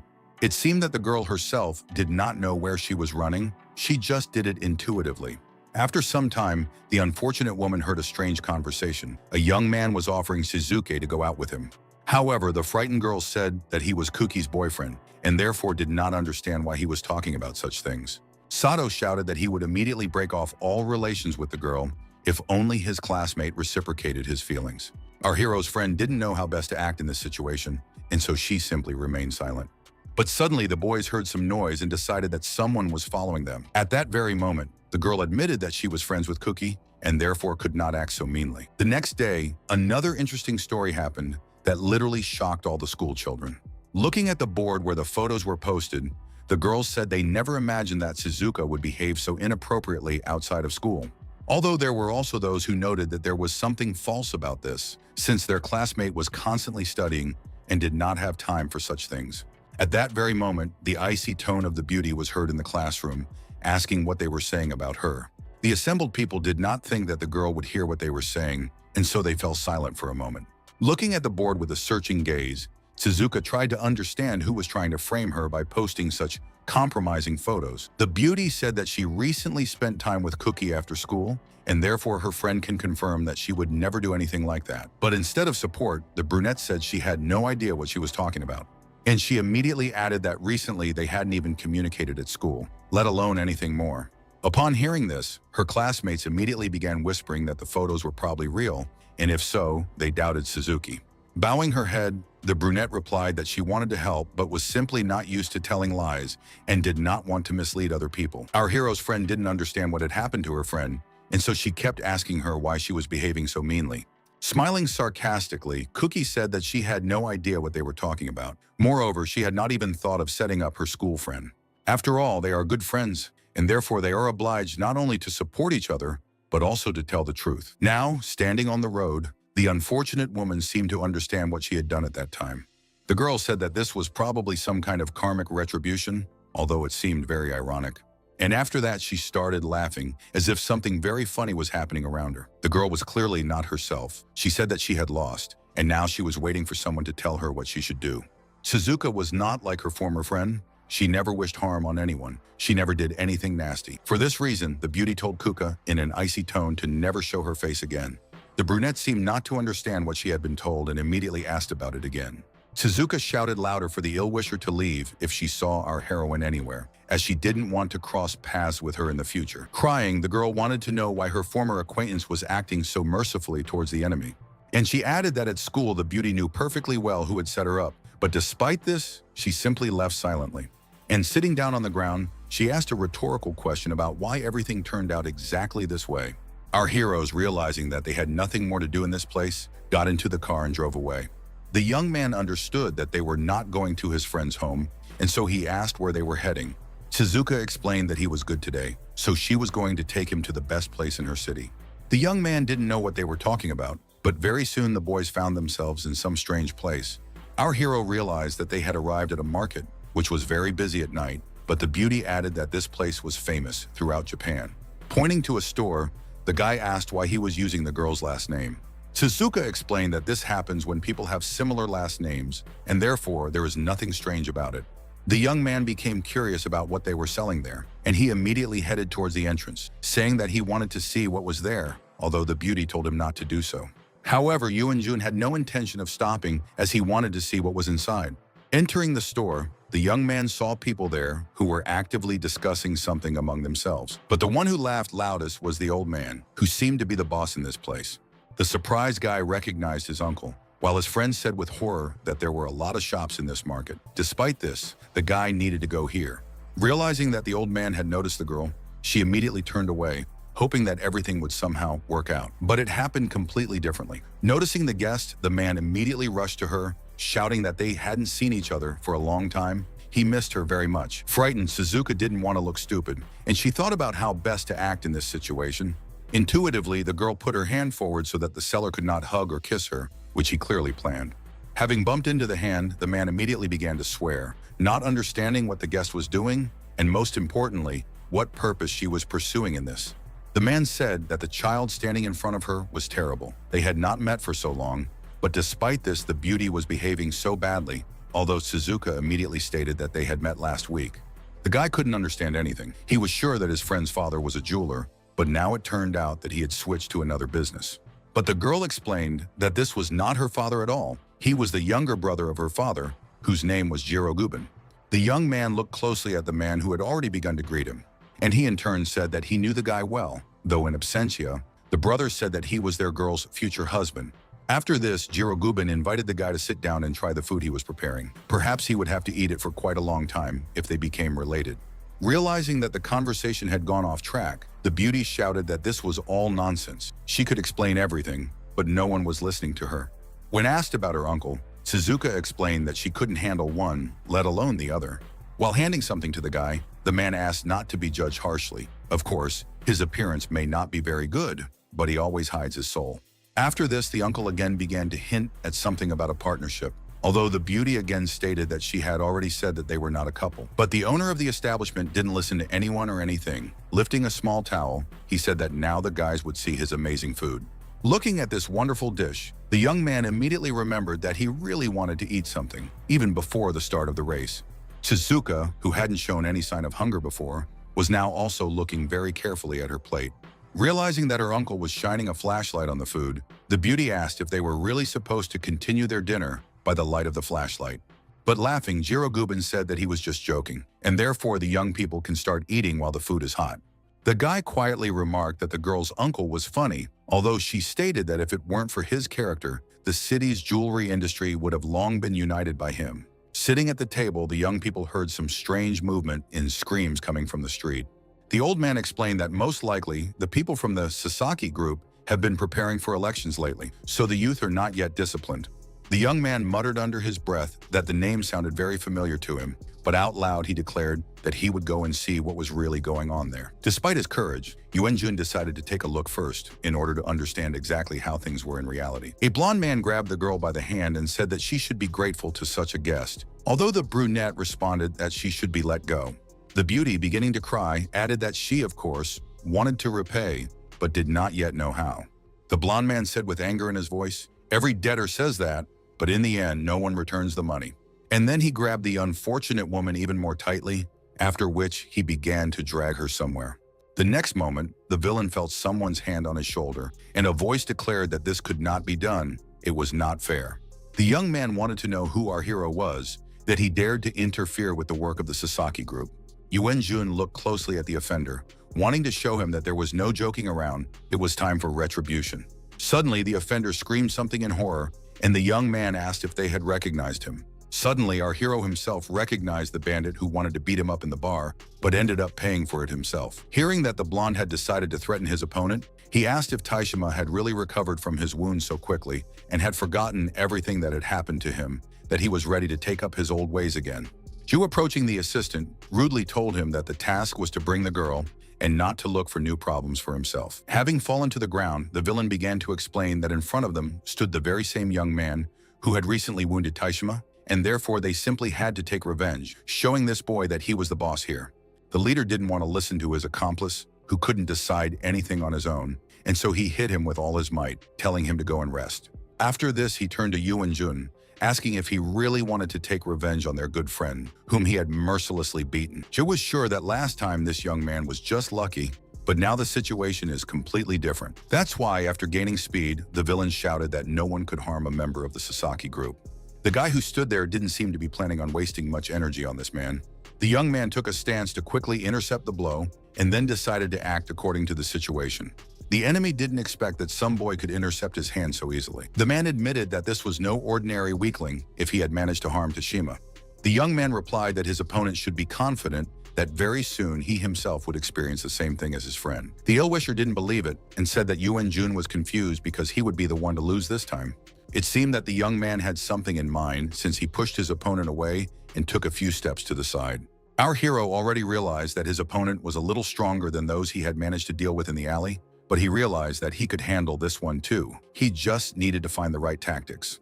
The blonde standing behind was glad that the boy retreated, believing that he was simply a weakling, and therefore shouted that now their great Jew would show what a fight was. At that moment, our hero answered honestly. He had no idea that the gang leader would be a martial arts master, which is actually a rare thing. Smiling, the villain said that if the young man understood this, then he should definitely know what the difference was between them. In an icy tone, Yuan-jun explained that there was not just a big difference between them, but a gulf between them. After which he began to activate energy to deal a crushing blow to the enemy. Watching in horror what was happening, Ju, who had recently boasted of his strength, now realized that in front of him was a superhuman to whom he was no match. It seemed like this guy had an endless supply of internal energy that he could easily distribute to the task. But on the other hand, the man decided to convince himself that it was all a lie. Perhaps the boy just wanted to seem so powerful and invincible. Suddenly, our hero headed towards the enemy, who did not expect to see such incredible speed. The blonde was angry, although he knew that at that moment it was better to direct all the negativity towards his own defense. At some point, the gang leader decided to attack, not only to control his forces, but also to show his opponent that he was also capable of much. However, the plan failed. A moment later, the ill-wisher realized with horror that the boy had simply disappeared somewhere.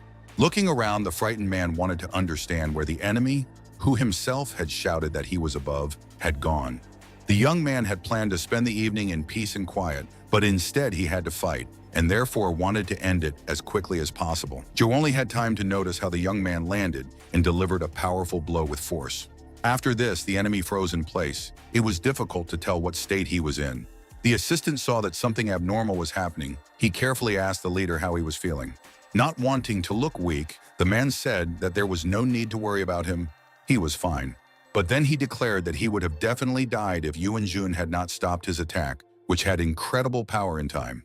The young man replied that sooner or later, someone would appear who would decide to avenge Ju, but he didn't need such problems. And besides, he wasn't interested in the blonde himself. And in an icy tone, he added that he simply didn't want to, although after that, he fell silent. The embarrassed brunette didn't know how to behave in this situation because she realized that this fight started precisely because of her. The man knew that it was now his turn to speak and immediately asked what the young man really wanted. After thinking for a bit, our hero explained that if their group, Sanasi, wanted revenge, then the guys should come for him and not drag others into it, although the enemy shouted that their group was called Sasaki, not Sanasi. And in a softer tone, he added that their boss had sent for this particular beauty. He was interested in her because of competition, and therefore the man would not give up so easily. Yuan Jun didn't stand on ceremony and said that if the boss dared to even touch this brunette, he would be killed.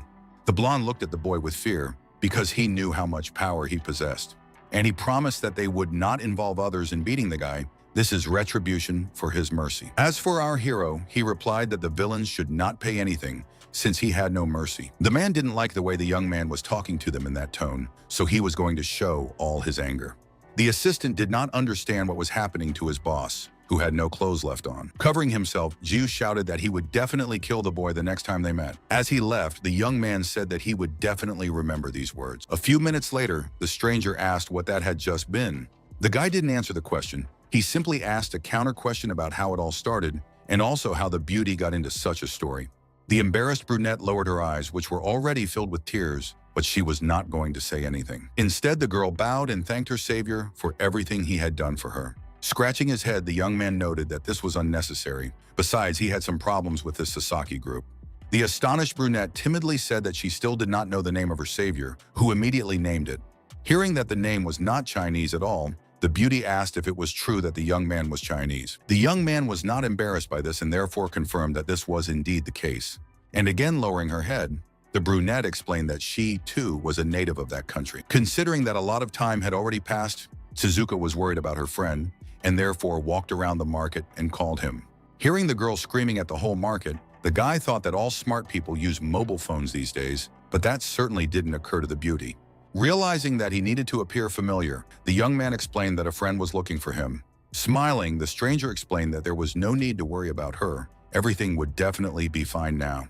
And while the young man was thinking that the brunette was very cute, he imagined how Suzuka would scream even louder, wondering where the young man had disappeared to when she found him.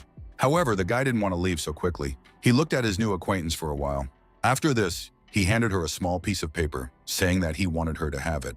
And then he said that this was his contact information. If these bad people bothered her again, she should call immediately and tell him about it. As he ran away, the young man shouted that they might meet again and wished the beauty all the best. Holding the piece of paper in her hands, the brunette watched her new acquaintance. Lying in bed, our hero talked to someone in his sleep, explaining how to use his hand correctly. And then Yuan Jun started saying some really indecent things, repeating them over and over again. Standing behind the door, the girl thought that her friend was thinking about only one thing, like many guys of that age, which irritated her greatly. Holding the leg of the mistress of the house who entered the room, the young man continued to mumble in his sleep that someone might touch him, but he was a very sensitive person. The beauty believed that when the young man touched the leg of a real person, he would wake up and not continue to talk nonsense. And so, pulling her leg back, she screamed that this preoccupied man, just like before, was thinking about only one thing.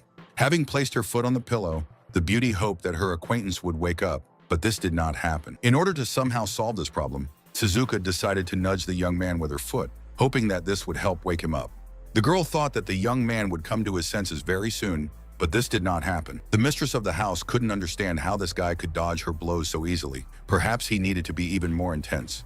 However, after a few minutes, the beauty realized that it was all useless, because the young man continued to do this as he slept. Finally, the young man opened his eyes and stretched, which really scared Suzuka, because she thought that her uninvited guest would sleep for some time. Looking at his acquaintance, our hero wanted to say something, since he did not understand why she was sitting next to his bed. However, he decided that he would first simply wish her a good morning, and then they would figure out what to do next. Finally, the landlady said that it was already 7 in the morning, so they needed to have something for breakfast. But considering that there was no food, the guy had to go to the market and buy everything he needed. The young man didn't like this idea, but he couldn't object, and so after a while he found himself at the local market. The beaten guy muttered something under his breath on the way, realizing that he could have slept a little longer.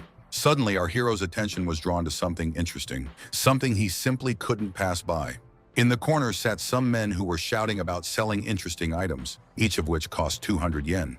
The man sitting next to him made his friend shout louder so that all the passers-by could hear that they were selling good things at a low price. However, he complained, noting that there was no one around anyway, and therefore what was the point of shouting at all? The men were confident that sales would be good, and if so, they would be able to go and eat because they were hungry. One of the brothers started crying, saying that he had imagined his life differently, but now he was sitting and selling some strange dishes. Yuan-jun loved all sorts of unusual things, and in just a moment he was standing in front of the trinkets. One of the sellers looked closely at the young man, as if he had seen him before. The surprised guy immediately asked if it was true that they knew him, although he didn't understand how that was possible. Having nudged his younger brother, the elder explained that he had arrived only 1 day ago. He couldn't know anyone in this city, and there was no point in listening to all these fabrications. He added that the guests should carefully examine all the items and not talk about the sellers, and immediately suggested that the buyer carefully examine the goods because they were all antiques. Looking at the things, the young man thought sadly that he had not expected anything extraordinary, but these were just ordinary trinkets. Taking hold of a bracelet, Yuan-jun couldn't understand how anyone could want to trade but forget that the items had stickers with wholesale prices. The young man was about to leave when he noticed something very interesting. It was an unusual hairpin that shouldn't have been on such a market. It was strange that it appeared here. The person who made it has a high level of skill, but the material is inferior in quality. Why would anyone spend a lot of time and effort on such low-quality material? And while the guy was thinking about this, one of the sellers suddenly grabbed his hand. He said that the buyer's eyesight was indeed good, but this item was a family heirloom. It was not intended for sale, but for a young man they could give the hairpin for 200,000 yen. Yuan-jun thought that this was all very strange, because earlier the brothers assured that they had the same price for everything. At that very moment, another stranger came up from behind and said that the shop owner would be selling the pin for 200,000. And grabbing him by the hand, he asked him to sell him this thing for 1 million, because it was not worth less. Looking at the boy, one of the brothers shouted that this boy had already ordered a hairpin from them. He was the first, and therefore they could not deceive him. Our hero understood the scheme that was taking place in this place and calmly gave the stranger the hairpin he was holding in his hands. Hearing the passerby's refusal, Yuan-jun explained that he didn't have 200,000 with him, so the one who came after him should take it. The stranger didn't know how to get out of this situation. He even fell silent for a moment to come up with some kind of story. At that very moment, one of the sellers joined in, declaring that all their treasures were sold to the first buyer. He had already established a friendly relationship with the boy, which meant that he would not sell the relic to anyone else, even for 100 million. Our hero replied that he only had 2,000 yen. The brothers and the passerby looked intently ahead and remained silent, as if pondering what to do. One of the men began to cry, thinking that the young man would still raise the bet. However, he then abruptly snatched the money from the young man's hands and shouted that he would agree to that amount. The sellers were delighted that they had finally managed to sell at least something, which was already considered a small victory. Yuan-jun might have stood there for a while, but he suddenly heard someone asking for help. Looking ahead, the guy saw some girl asking someone to wait for her too. After this, the beauty jumped up from her place and ran somewhere, knocking down everything in her path. The trader saw what was happening, but it seemed they could do nothing to stop the stranger who was doing something incomprehensible. Suddenly, the red-haired beauty turned to the salesman who appeared right in front of her. The frightened girl asked to give her a little time so that she could catch her breath and come to her senses a little, as she was very tired. After this, the beauty asked why the shopkeeper sold her thing to someone else, since she had a prediction, but the man completely forgot about it. In a calm tone, the man explained that he had not been left a deposit, and besides, the buyer had been gone for too long, and he had decided not to wait for her, because who knew whether she would return or not.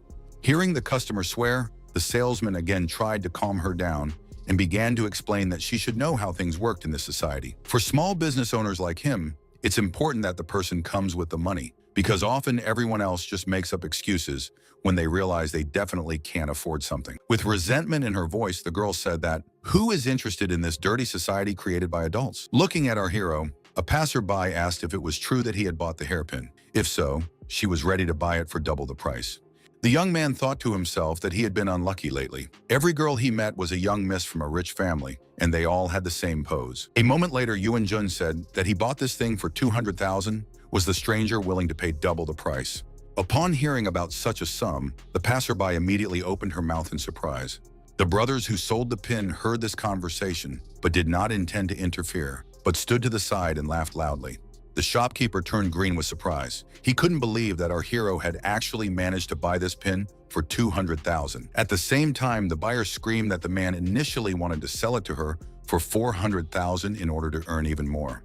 And having pulled out the money, they turned to the young man, noting that she had exactly 400,000, and therefore she wanted to resolve everything on the spot. The men who had received only 2,000 for the pin were now lamenting that someone was willing to pay 400 yen for it. The girl immediately continued to explain that even if the buyer asked what was unusual about this hairpin, she would not say that this thing was carved from Haitian jade, and the real price could be calculated at 1 million for the details of the dragon's head. Yuan Jun was shocked because he didn't understand how the stranger could say this so easily and in front of everyone. The young man replied that the girl was right about the scales on the dragon's head, but the material used was not jade. The surprised stranger could not believe that it was a fake. But our hero explained that it all really does look like jade, although if you look closely, you can distinguish this thing from the real thing. The color transition on this hairpin is too obvious. Real Haitian jade is not like that at all.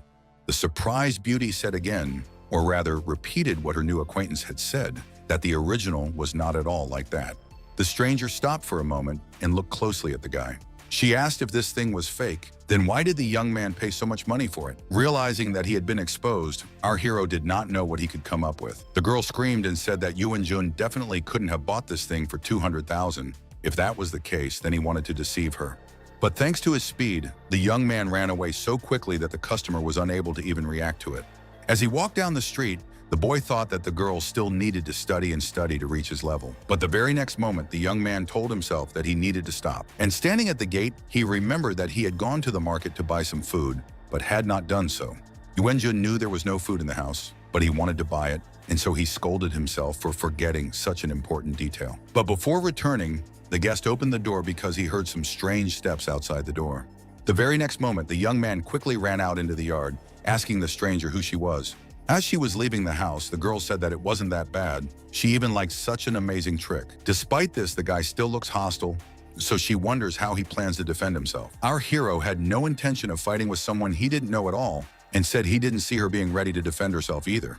At that very moment, the girl screamed that she immediately recognized the charlatan whom she had seen at the market some time ago.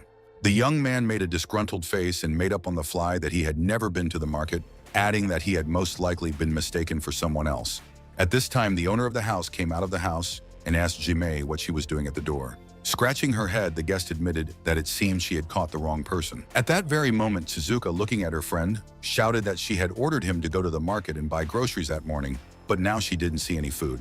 Hearing about the market, Jimei also started yelling that she recognized this swindler, who is now trying to justify himself and explain that he has never been to that place. After some time, all three boys were already sitting in the living room, but no one dared to say anything. Seeing how her friend had sighed heavily before, the guest did the same, not knowing how to start the conversation.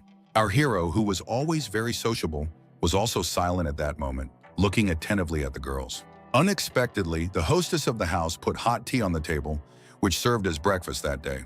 Realizing that the guys had already met, the girl decided to formally introduce them so that they would understand who was who. Pointing to an acquaintance, Suzuka explained that it was her childhood friend, whose name was Jimei, who immediately said that they were actually true friends. After this, the owner of the house explained that the guy was her bodyguard and servant. Seeing that the young man was extending his hand, the proud girl demonstratively turned away, showing with her whole appearance that she did not even want to see this man. And a moment later, she explained to her friend that this bodyguard was too unreliable. Although Suzuka replied that this guy may actually look unreliable, but when it comes to work, he has no equal. The girl burst into tears and shouted that this was the first time her friend had trusted someone so much. Although I continued to think to myself that the young man was a deceiver and was simply playing the role that was beneficial to him.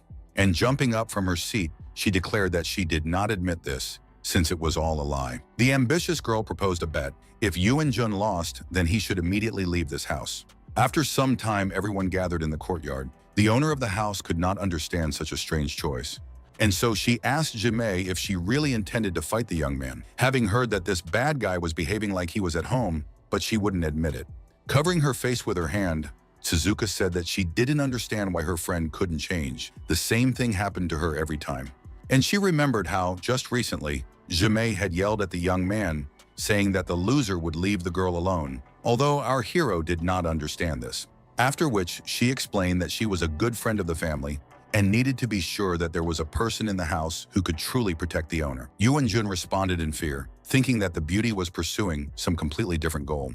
The guy wanted to explain that he wasn't afraid of anything. He was just worried that he might accidentally hurt her, but Jimei stood her ground, declaring that she could easily deal with any coward. Smiling, the young man declared that in that case he accepted the challenge, since he knew exactly how this battle would end. Suzuka knew that the morning had just begun and immediately said that she would go to the bathroom first since the guys were still planning to fight. But as he ran away, the young man shouted that he wanted to take a shower first because there was a battle ahead. After a while, the guy, holding some kind of stick in his hands, said that it took him a little longer because he still had to look for the right weapon. The opponent didn't know what it was, but our hero explained that he decided to use a clothes hanger. The girl began to be indignant, but the young man calmly replied that it was his magical weapon and he had every right to it. Realizing that there was not a minute to lose, the friend shouted to the hostess of the house to start already, otherwise they would be waiting for too long. Raising her hand, the beauty declared that the participants in the battle must prepare.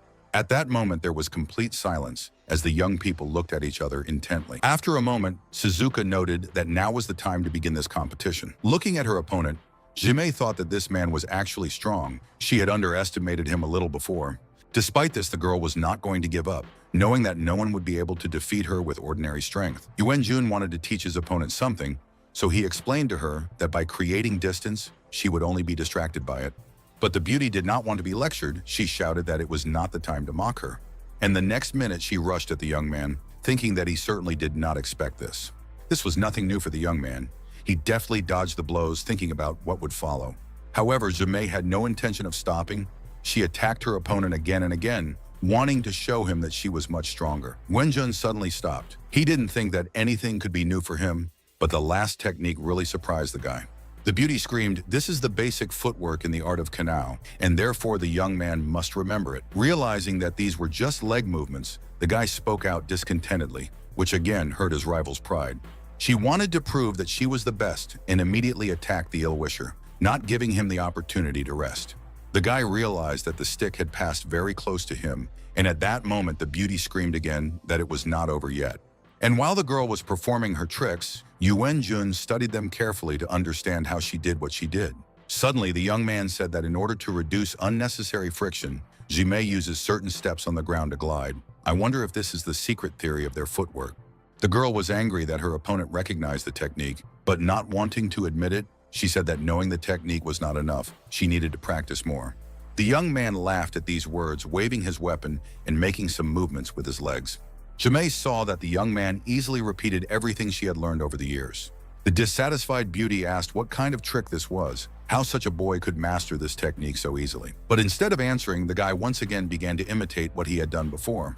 Jimei said, "The young man is masterful in his use of manipulation. It is indeed the basic footwork of kendo, even if his form is so ugly.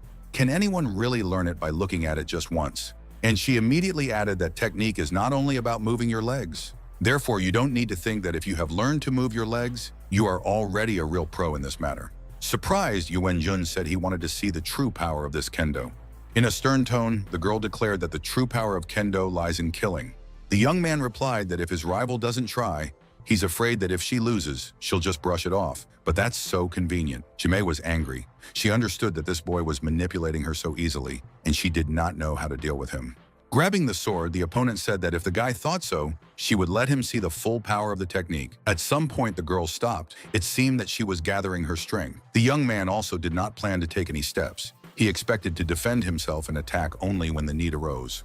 The beauty suddenly started talking about something, but our hero didn't know this language. Yuan-jun thought that his opponent would never dare to attack him, but he still stood in his place.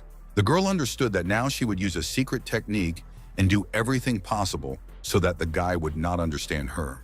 Time dragged on, but nothing happened. The young man even got bored. And again, the beauty thought to herself that she wanted to start with a strong attack. Once again, Jimei spoke some words out loud, knowing that she was about to launch an attack. After this, the opponent began to quickly swing her sword, not allowing the rival to get closer. The young man was surprised. It seemed that he had never actually seen anything like this. Jimei was not going to give up, looking intently into the eyes of our hero, but this time she preferred to remain silent. The young man jumped back, and at that moment fear and something else very incomprehensible could be seen in his eyes. Suddenly, the opponents looked at each other intently, each of them shouting that victory belonged to him.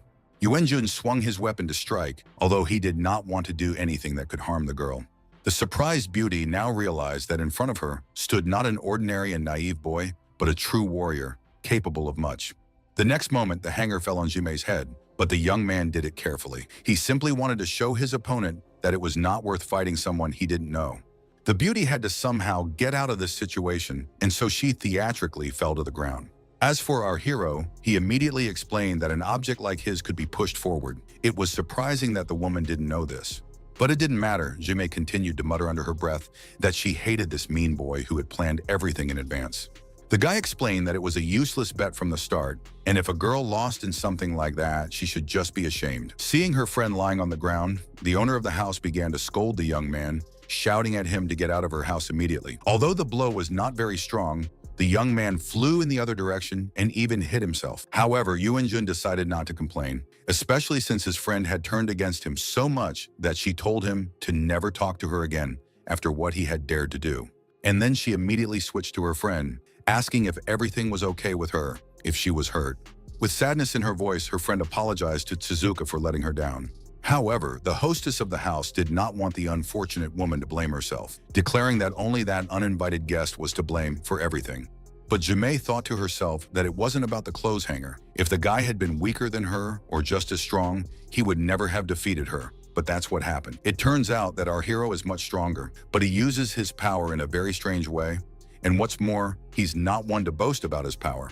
Helping her friend get up, Tsuzuka continued to calm her down, saying that there was no need to pay attention to this boy. It was better to examine her wounds. Moving along the backside, the losing girl thought that her bet was in vain. Despite this, the beauty was confident that the time would come, and then she would definitely show Yuan-jun that she was no weaker than him. Sitting in his place, the guy said that the owner of this house had a very heavy hand. But he didn't have time to finish speaking, because at that moment someone called him and said something about insurance. Listening to the caller, our hero's eyes grew wider and wider with each passing minute. At this time, something strange was going on in one of the offices. This could be understood from the painted furniture. The man heard someone telling him that all the games were over and there would be no more deception. However, the man in the business suit, turning to Kurata, stated that he would have to come to terms with the new state of affairs.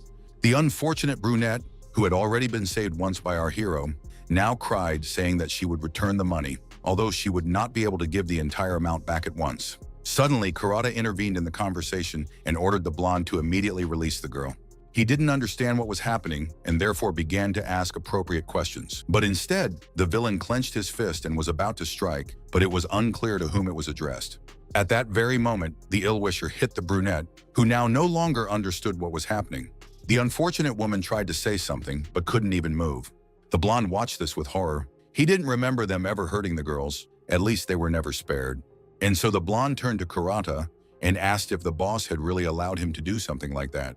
Throwing the girl over his shoulder, the villain explained that he was not touching her face, which meant nothing terrible was happening. After some time, Kurata turned to the man in the suit and stated that he had done everything as he asked. Hearing about this, the ill-wisher stated that in such a case the guard would be better off returning to his post. At that moment, Ju approached the boss, realizing that he had something very important to tell him. The young man said that there was no need to do anything because they had agreed with that boy about everything. But the villain didn't say anything. He simply put his hand on his protege's shoulder. After that, he called Ju by name, although he still didn't say anything, as if waiting for the right moment. Then the man asked if this person really intended to order him to do something, or even hint at it in some way. Realizing that arguing with the boss was pointless, the young man explained that he hadn't even thought about it. And the boss at this time again started talking about the fact that if that boy was really that strong, he wanted him to come to his office in person because it would be so funny. After the boss left, Karada asked his colleague if he thought the guy was just a small fry. The man understood that these people did not realize how strong Yuan-jun was. Just one glance from him was enough to understand that he was not to be trifled with. He wanted to explain it, but he realized that words were unnecessary in this case. He needed to see it with his own eyes. After a while, the blonde man was left alone in the office. Standing on one knee, the guard was looking attentively at some sheet of paper. Realizing that he needed a little distraction, the man went to a bar. It was there that he unfolded the piece of paper and saw that there was a telephone number written on it. Joe sighed heavily and knew he needed some kind of plan because a lot of people could get hurt. And so he said out loud that he hoped he was doing the right thing and doing it for the good of others. After some time, our hero stood near a tall building, telling himself that there was no way he could have made a mistake with the address. The young man knew no fear, so he immediately headed towards the entrance. The guard immediately noticed the boy, although he didn't think he would want to go inside, and so he simply watched. But a moment later, in a willful tone, he said that the boy was definitely lost since this was a closed area. But instead of an answer, there followed a powerful and clear blow, which was better than any words or explanations. The force of the impact was so powerful that the man flew in the opposite direction, breaking the glass. Another guard was just as smug, yelling at the guy who said he would teach him how to behave. But apart from loud words, there was nothing else. The man didn't even have time to react before he started flying in the same direction where his colleague was already. Yuan-jun looked at these people carefully and decided that now was the time to move on. With a confident step, the young man headed toward the door, knowing that a very important mission awaited him, and besides, revenge would not be long in coming. Sitting in one of the offices, the men were busy with their own affairs. They did not even think about what awaited them. At that moment, the boss asked Kurata about a case they had in a neighboring city. The subordinate assured that there was no need to worry, since their people were already on their way there and would solve the problem. But the conversation was not over. Suddenly, a terrible roar was heard in the office, which could not be compared to anything. The boss only had time to notice that either a piece of wall or a piece of glass was flying towards him. Kurata immediately pounced on a piece of building material, which looked rather stupid. Suddenly, our hero stated that it seemed that the Sasaki group did indeed have considerable capital and quite a lot of power, but the difference between them could not be compensated by quantity. The boss explained that all a company really needs is courage to appear strong.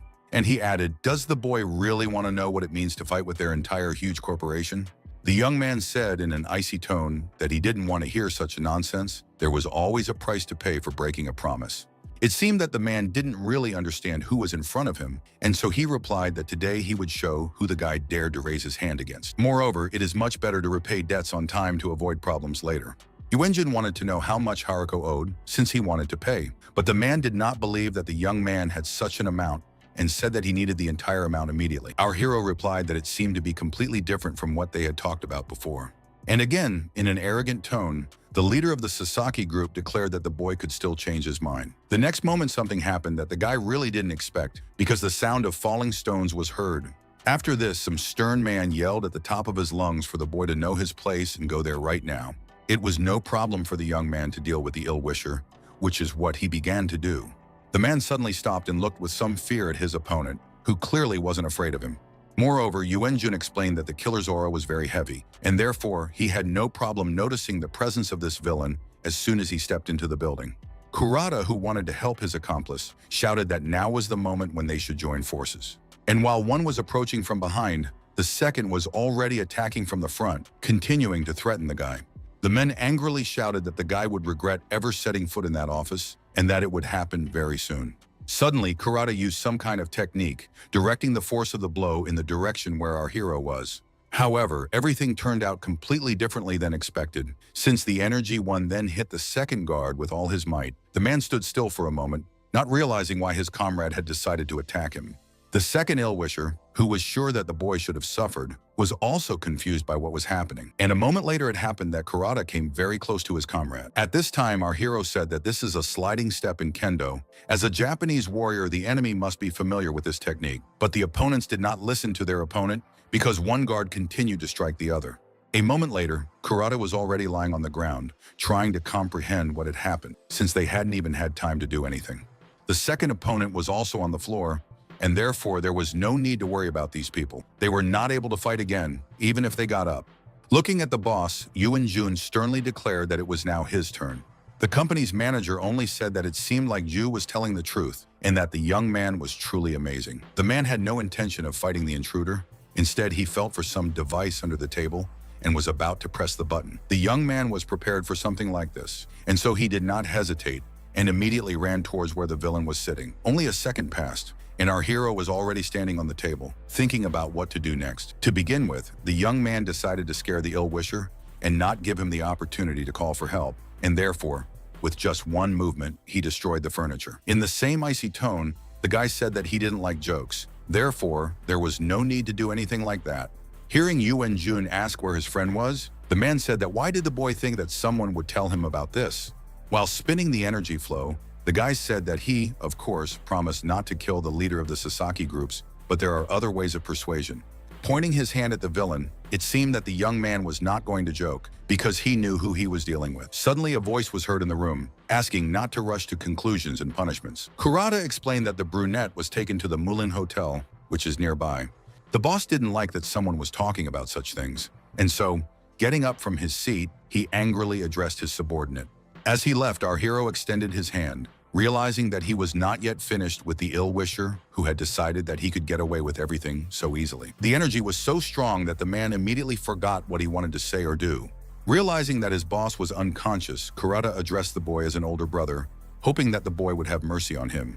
Moving around the room, Yuan Jun explained that nothing terrible had happened to the man. He had only fainted. And then he added that he wanted to know the exact location where Haruka was currently located. At this time, some man in a strange suit turned to the brunette and said that it was time for them to begin.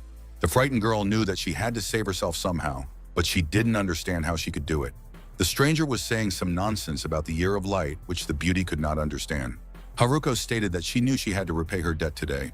After thinking for a moment, the man said that this was indeed the case. He was already tired of waiting. It was clear that the girl was trying in every possible way, not only to buy time, but also to make the ill-wisher delay the payment. It seemed that Haruka had succeeded in her plan, because the man began to talk about the fact that the captive was in debt and the interest rate was higher than that of Sunben. If the beauty agrees to date the man, then the question of interest will be resolved. The embarrassed brunette quickly screamed that this would never happen, after which she began to back away. As she left, the unfortunate woman screamed that she needed to go and do her own thing. But the man grabbed the girl's hand with force, ordering her to stand still.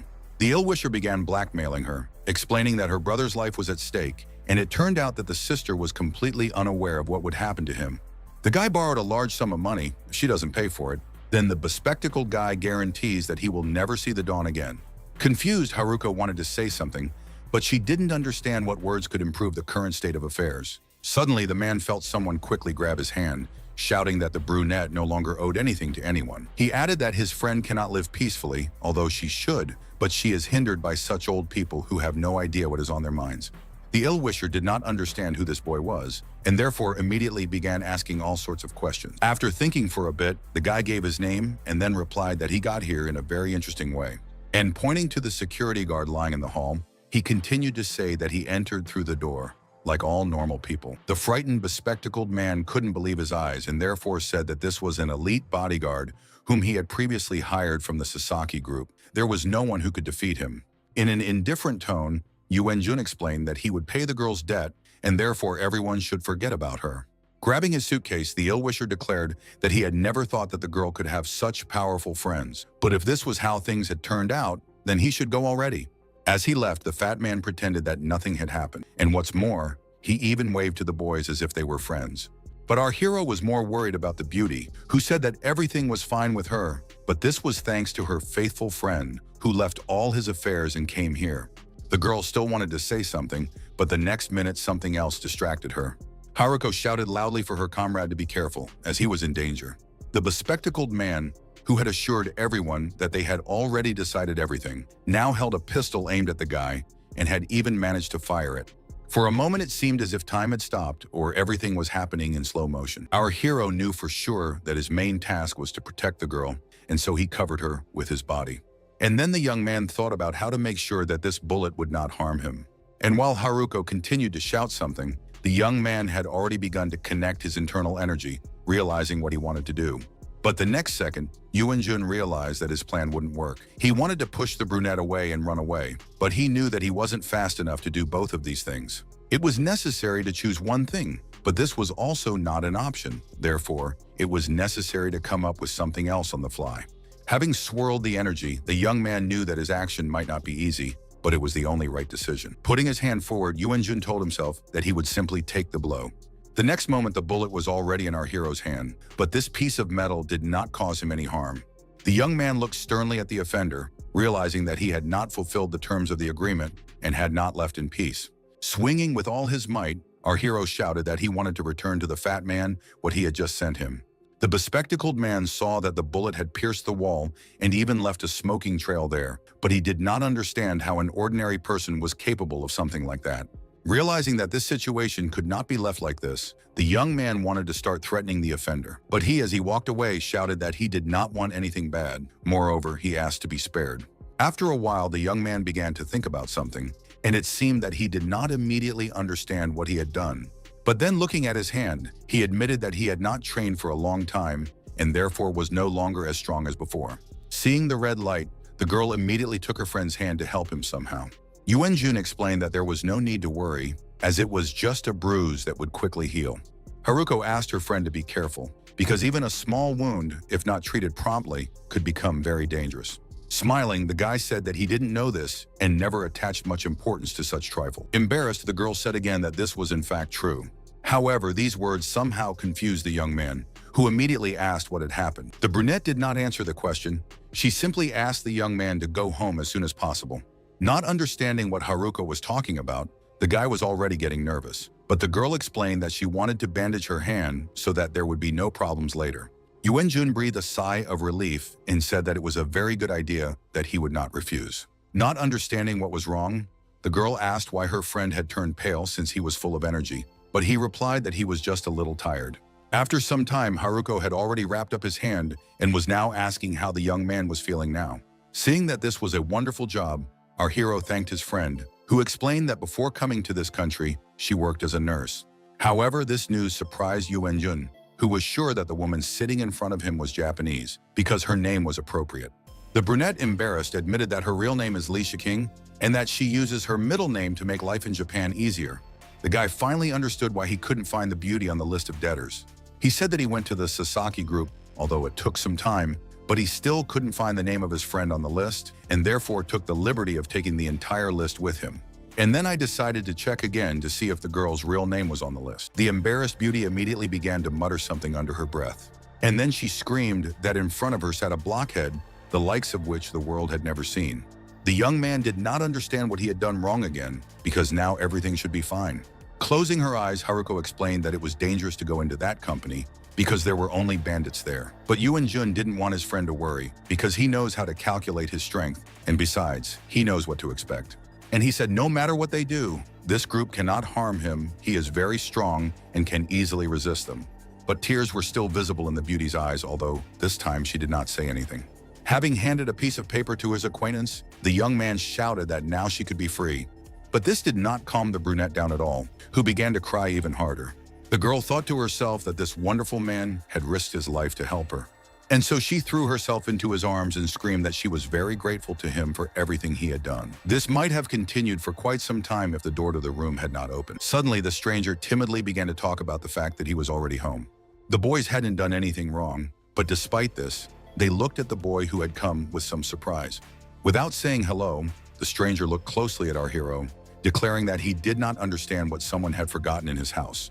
Yuan-jun thought that this was most likely Haruka's boyfriend, and therefore it was necessary to behave as politely as possible, which is why the young man gave his name, and added that everything that was happening here was a small misunderstanding. Grabbing the guest by the collar, the blonde shouted that he saw the guys hugging, therefore, there was no need to call it just a misunderstanding. Realizing that he had to turn the whole thing into a joke, the young man explained that they lived in a time when all friends hugged and that it was completely normal. But the guy just wouldn't calm down. On the contrary, he only made the situation more tense with each passing minute, explaining that friends don't just hug each other. Jun was much smarter, so he took a deep breath and stated with all seriousness in his voice that the young man had misunderstood him. In fact, our hero came from a distant country called Azabigigolo, and hugging is completely natural for them, although the girl's brother shouted that he didn't believe it. The brunette realized that she probably needed to explain herself and told Xiaohao that he had actually misinterpreted everything. But the brother was adamant. He said that it was clear from his appearance alone that this young man was not suitable for his little sister, therefore it was better not to deceive him. And then something even more unusual happened, because our hero pretended that he was a soft toy that did not feel anything. As he walked down the street, Jun told himself that he didn't expect his friend's boyfriend to show up so quickly.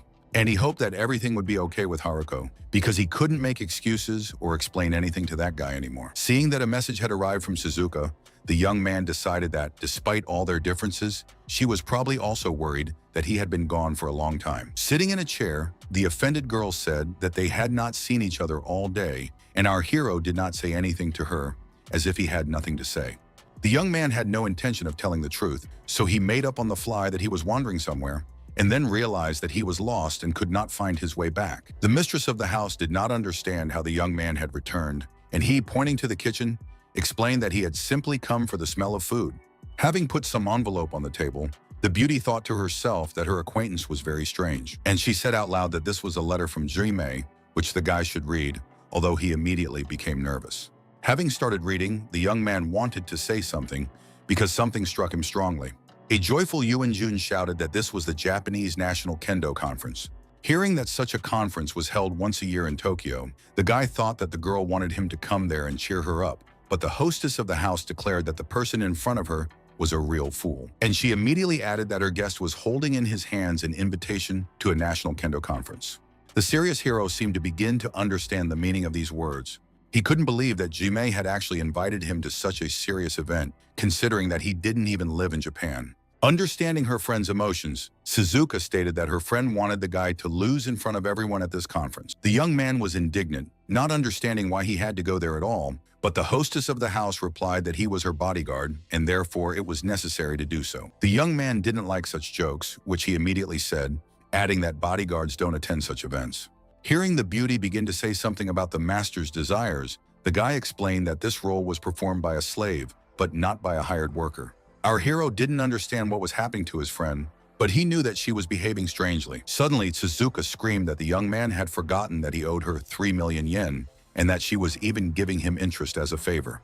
A moment later, it dawned on the guest that a golden frog had been bought at the auction. While the beauty asked if Jun was pretending, he thought that she knew how to use his seconds of silence to her own advantage. Without waiting for an answer, the beauty asked in an icy tone if the young man had any objections. Realizing that arguing would only make things worse, the guy immediately said with a joke in his voice that he had no objections. As she walked down the street, the beauty said that the young man would then have to register the next day. However, the young man was not interested in this, but in whether it was true that Jime had stopped at the museum pavilion. His friend explained that the girl's father, Itoji-sama, is a famous kendo master of the highest dan. This place is far from here, but many people come to study with her father. Our hero inquired whether it turned out that this great man was already a grandmaster. It seemed that the beauty had never heard such words, and the young man did not want to focus on this, deciding that he could go to the museum pavilion now. This place was really unique because it was full of people training with each other. The guy immediately said that he also liked it here because everyone was wearing special clothes, although he didn't understand where Jime was. Standing in the corner of the room, the girl was training, and it seemed like she had been doing this for more than an hour. The students looked at the beauty in surprise, and she thought to herself that she needed to be even faster. Realizing that he needed to greet his acquaintance in some special way, the guy came up from behind and shouted something. A frightened Jime asked with horror in her voice what the young man was doing in this place. Pointing to the girl, Jun explained that he only came here because the beauty's super friend brought him to this place. Suzuka said that they had been looking for the girl since the morning and thought that something had happened to her, but she replied that she had started training and had completely forgotten about everything. The beauties might have continued talking for a long time, but suddenly someone called out to the athlete. There was a stranger standing behind him who asked if Jimei wanted to tell him about his friends, since it was not for nothing that they had come. After starting to yell at Ajiro Takano, the colleague said that she didn't want this man to meddle in other people's business, since he had enough personal ones, and besides, she shouldn't call him by name. The friend wanted to know who these people were, but she explained with irritation in her voice that they themselves were ordinary hooligans who did not deserve attention. The young man didn't like the way they were talking to him. The guy replied that there was no need to be so angry. The beauty was trying to tarnish his reputation only because he was her fiancé. And while the guys were trying to understand how this was possible, the girl screamed at Ajiro Takano not to dare say such a thing, because she would never agree to something like that. Realizing she needed to explain herself, Jimei said that their parents had decided so, but the guy had completely forgotten about the bet. As soon as he lost to her at the national conference, the contract would be immediately canceled. However, the blonde stood his ground, saying that this was impossible because as a martial arts master, the beauty should understand that the gap between them could not be compensated for overnight. Shouting, the girl again explained that even if that was the case, she would never give up until she defeated her opponent. Ajiro Takano noted that after seeing the injury he received at the beginning, the girl had a feeling that she would be able to resist him, but this was a big mistake. The young man said that Jimei does not listen to her own body, and this is her big and main mistake. The guy knew the girl's self-confidence, but still asked if it was true that she was afraid of him. After these words, the beauty became even more angry, shouting that it was a lie. After some time, the opponents sat down opposite each other to begin the promised battle. Jimei thought that this guy was stronger than her. Therefore, it was necessary to start with a powerful attack in order to discourage the enemy. The beauty did not want to lose, especially since those people who doubted the beauty's abilities were looking at her, and therefore she had to show herself in the best possible way. The young man, pointing his sword forward, shouted that his opponent was still so slow. And while the girl was thinking about how best to proceed, she did not notice that her opponent approached her as quickly as possible. The athlete had no intention of giving in, and so he immediately struck the beauty with his training sword. Even though it was all a bit of a game, the girl flew back a long way. The frightened friend immediately shouted out her name, realizing that the unfortunate woman might urgently need help. Having fallen to the ground with a crash, the beauty remained silent, trying to come to her senses. Crying, Suzuka had already begun to wail, declaring that her friend had definitely lost in this round. It became clear to everyone that she was much weaker.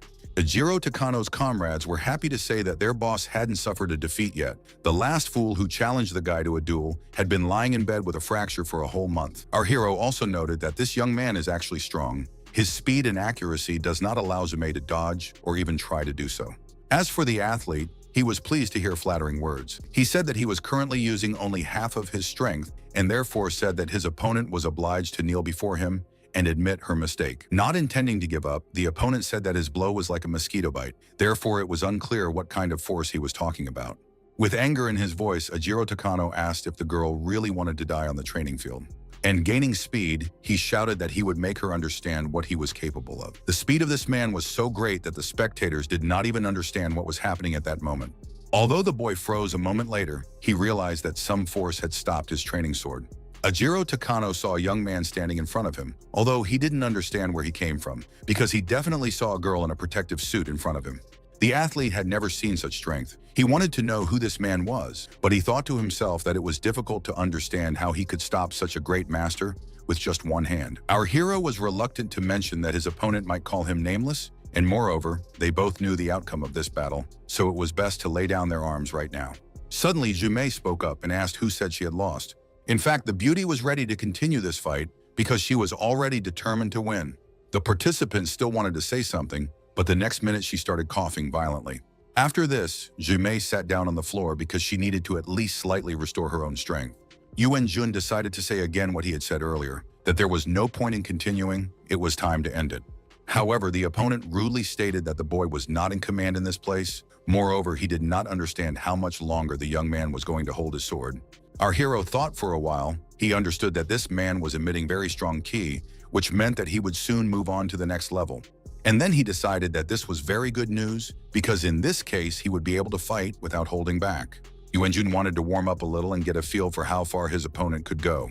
At some point, the guy looked closely at his opponent's sword, which he was still holding. The young man knew why he needed it and therefore concentrated his energy around this weapon.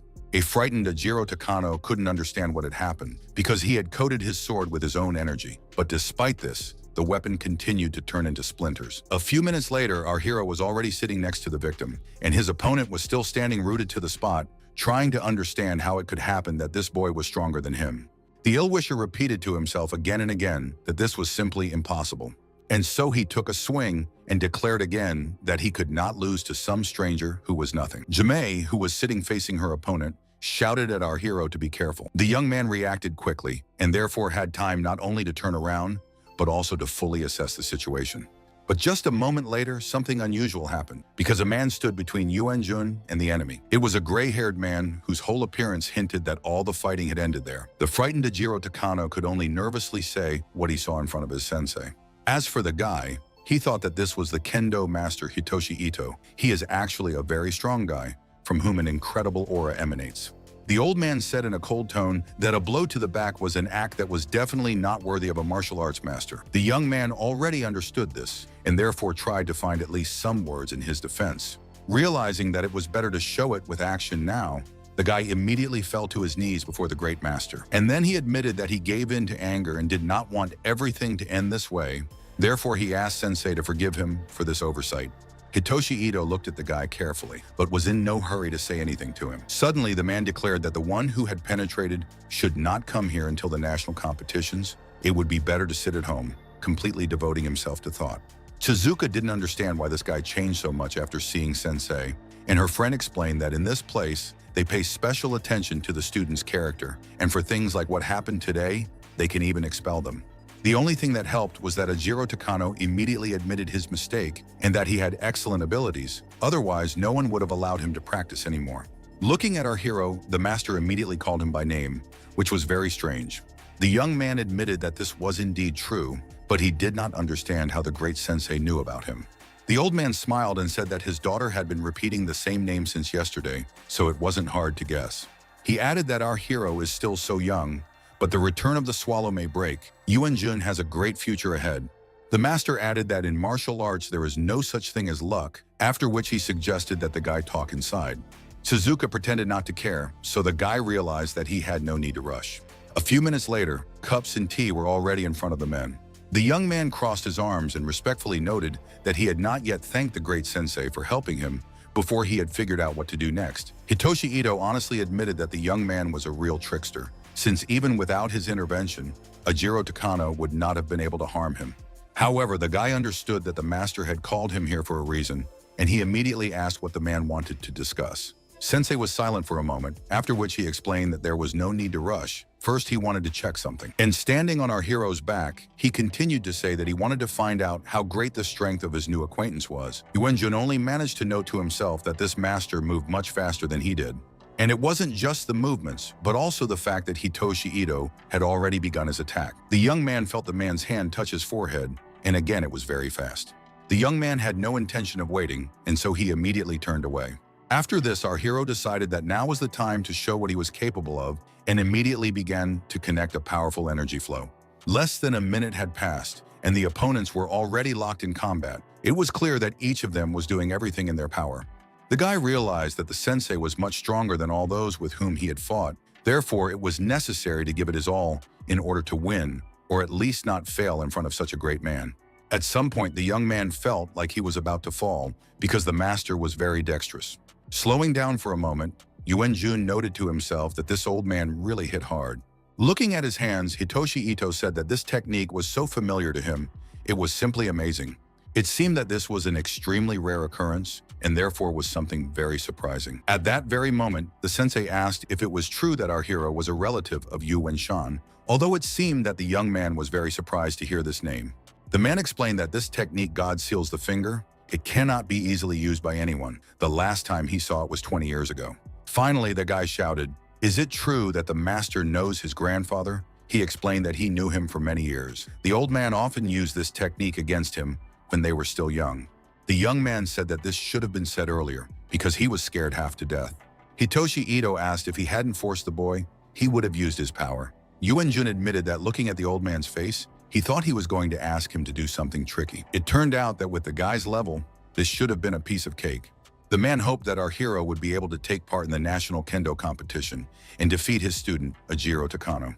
Our hero found it strange to hear something like this, because every coach wants his student to be the best, which is a good indicator for a master. The old man explained that Takano had learned kendo from his father from a young age, and after that he had become his student. Although this path had been smooth sailing for him until now, and this had made the boy become arrogant and proud.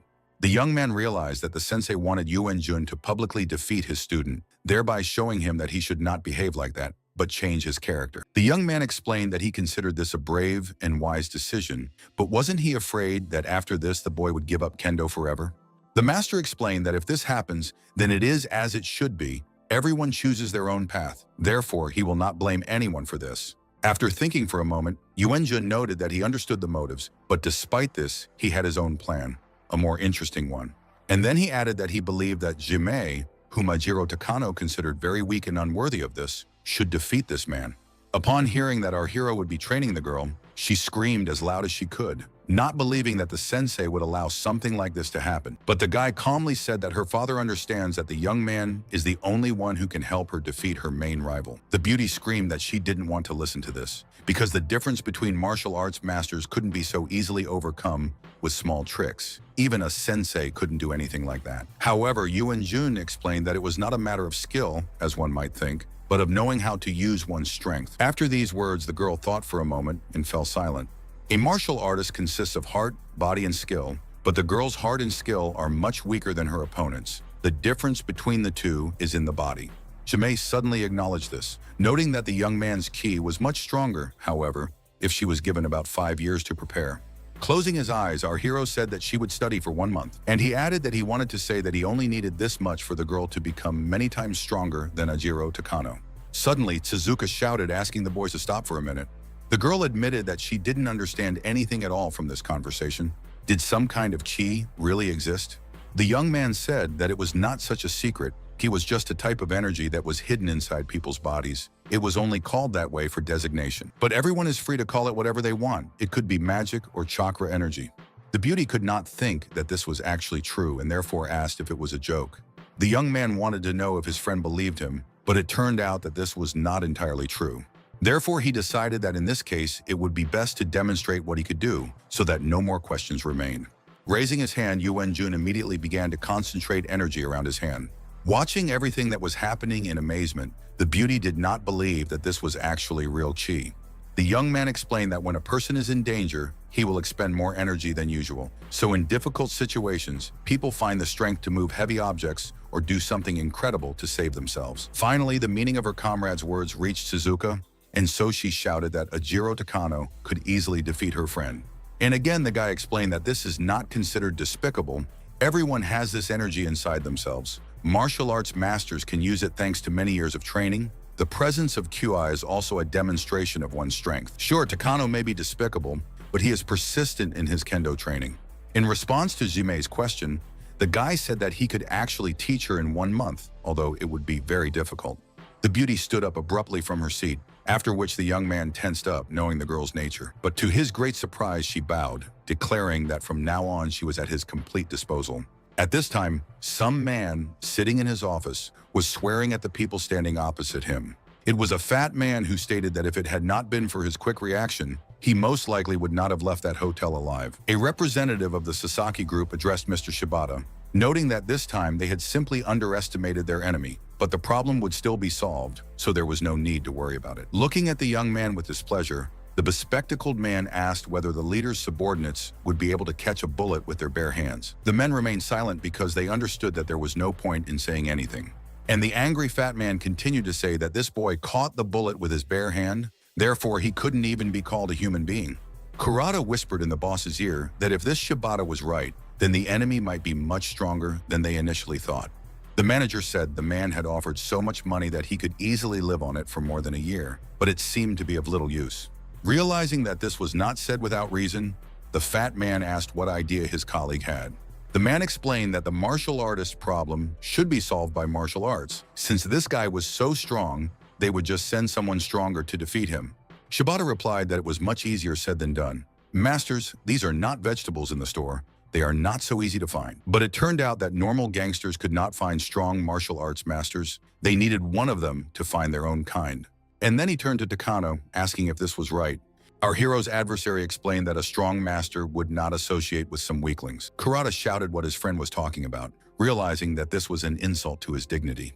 However, he didn't answer. He just silently watched his acquaintance. And then, connecting his internal energy, he asked if anyone in this room really wanted to fight him. After which, in an icy tone, he declared that what stood before him was the most ordinary trash. The guy explained that he knew several craftsmen who were willing to do such things and therefore could provide the managers with contract information, but he would ask them to hire them on his behalf. Shibata laughed, saying that all the problems associated with money meant nothing to him. At that very moment, the man said that Nakata would be able to contact the martial arts masters and that he would do everything in the best possible way. However, the man did not like this idea, which he told Mr. Yamaki directly. But he stood his ground, explaining that Takano would handle the phone numbers, he and Shibata would provide the money, and all that was left was to find someone who would sign the contracts. And he added that every person in this group must make their contribution. Nakata said that there is nothing good in this plan. Some will only have to open their mouths while others are actually the masterminds of the murder. However, Yamaki objected, stating that the reward for this would be very good, and besides, it would be possible to get rid of the annoying enemy, which was very important. The man didn't know what he could say in response to this, so he decided to remain silent and think things over. At this time, our hero was sitting in the garden, immersed in his own thoughts. His new student understood that something was wrong with the guy, and so she asked him what had happened. But the young man explained that nothing terrible had happened, everything was normal. After that, Yu Wen-jun started repeating something about the swallow's return, which made the girl fight harder than ever. Although she didn't understand whether this phrase would actually help her in improving her powers. Shisei thought she would train all day long, but that didn't happen. And while the beauty was wasting her energy, the guy was reading a magazine and pretending that he wasn't paying any attention to his student. The young man repeated again and again that this magazine was very good, and therefore there was no point in tearing himself away from it. But suddenly the young man saw the tip of a blade emerge from the paper, which was something very strange. Jumping up from his seat, the guy realized that the magazine had been cut into 2 parts, and therefore wanted to know what was going on here. In order to avoid the blow, Yu Wen-jun had to wriggle in a way he didn't want to, especially since there was no danger. The young man understood that it was all Jiméi's fault, and so he screamed, wanting to know why she almost killed him. The disgruntled beauty stated that it was the young man who insisted on her education, and now the guy only spends his days looking at magazines. Our hero did not answer in his defense. Instead, he became interested in where Chizuka was, who had been here just recently. The girl replied that she didn't know, and immediately continued to point out that there was no need to change the subject of the conversation. Scratching his ear, the young man explained that he had already told her everything. He had placed a special seal in the student's body, and therefore now the chi would grow much faster. Jimei didn't quite understand this. She said that she had been training for a week already, but didn't feel anything, although she understood that this was too short a period for changes. As for Yu and Jun, he added that the reason is also that the beauty does not believe in it. And putting his hand to her forehead, he shouted that he was temporarily removing the seal so that she could feel it, but he could not guarantee the consequences. The girl stood in place as usual. She began to talk about how she didn't feel anything. But the very next minute, I realized that something unusual was starting to happen. Suddenly, Jimei screamed that she now understood that the energy was flowing in a powerful stream throughout her body. For the first time in a long time, the girl screamed with joy. She could not voice her emotions. They were so magnificent. Looking at her hand, the beauty said that she wanted to know if there was something wrong with it. The girl wanted it to end, so she screamed that she had understood everything and could move on.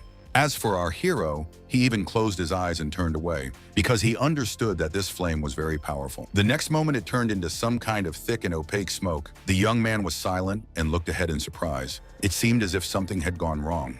A moment later, the fog cleared and Jimei appeared before her teacher again, but her appearance was completely different from before. Yu Wen-jun explained that he had sealed the ki inside the girl's body, causing it to stagnate. Now that the seal had been removed, this ki would naturally come out when the nervous system was no longer able to withstand the ki, and it would enter the flesh. This means that the fatter the beauty, the better for her.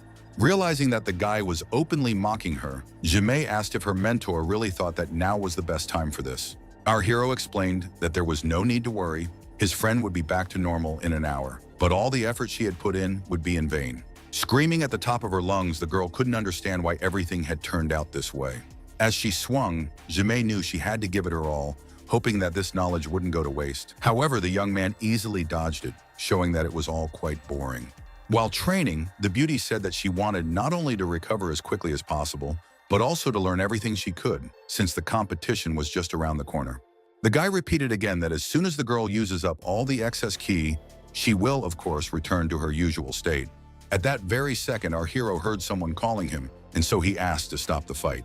But Jumei did not hear this, and therefore hit the young man with all her might. The force of the blow was so powerful that the young man was thrown to the opposite side of the room.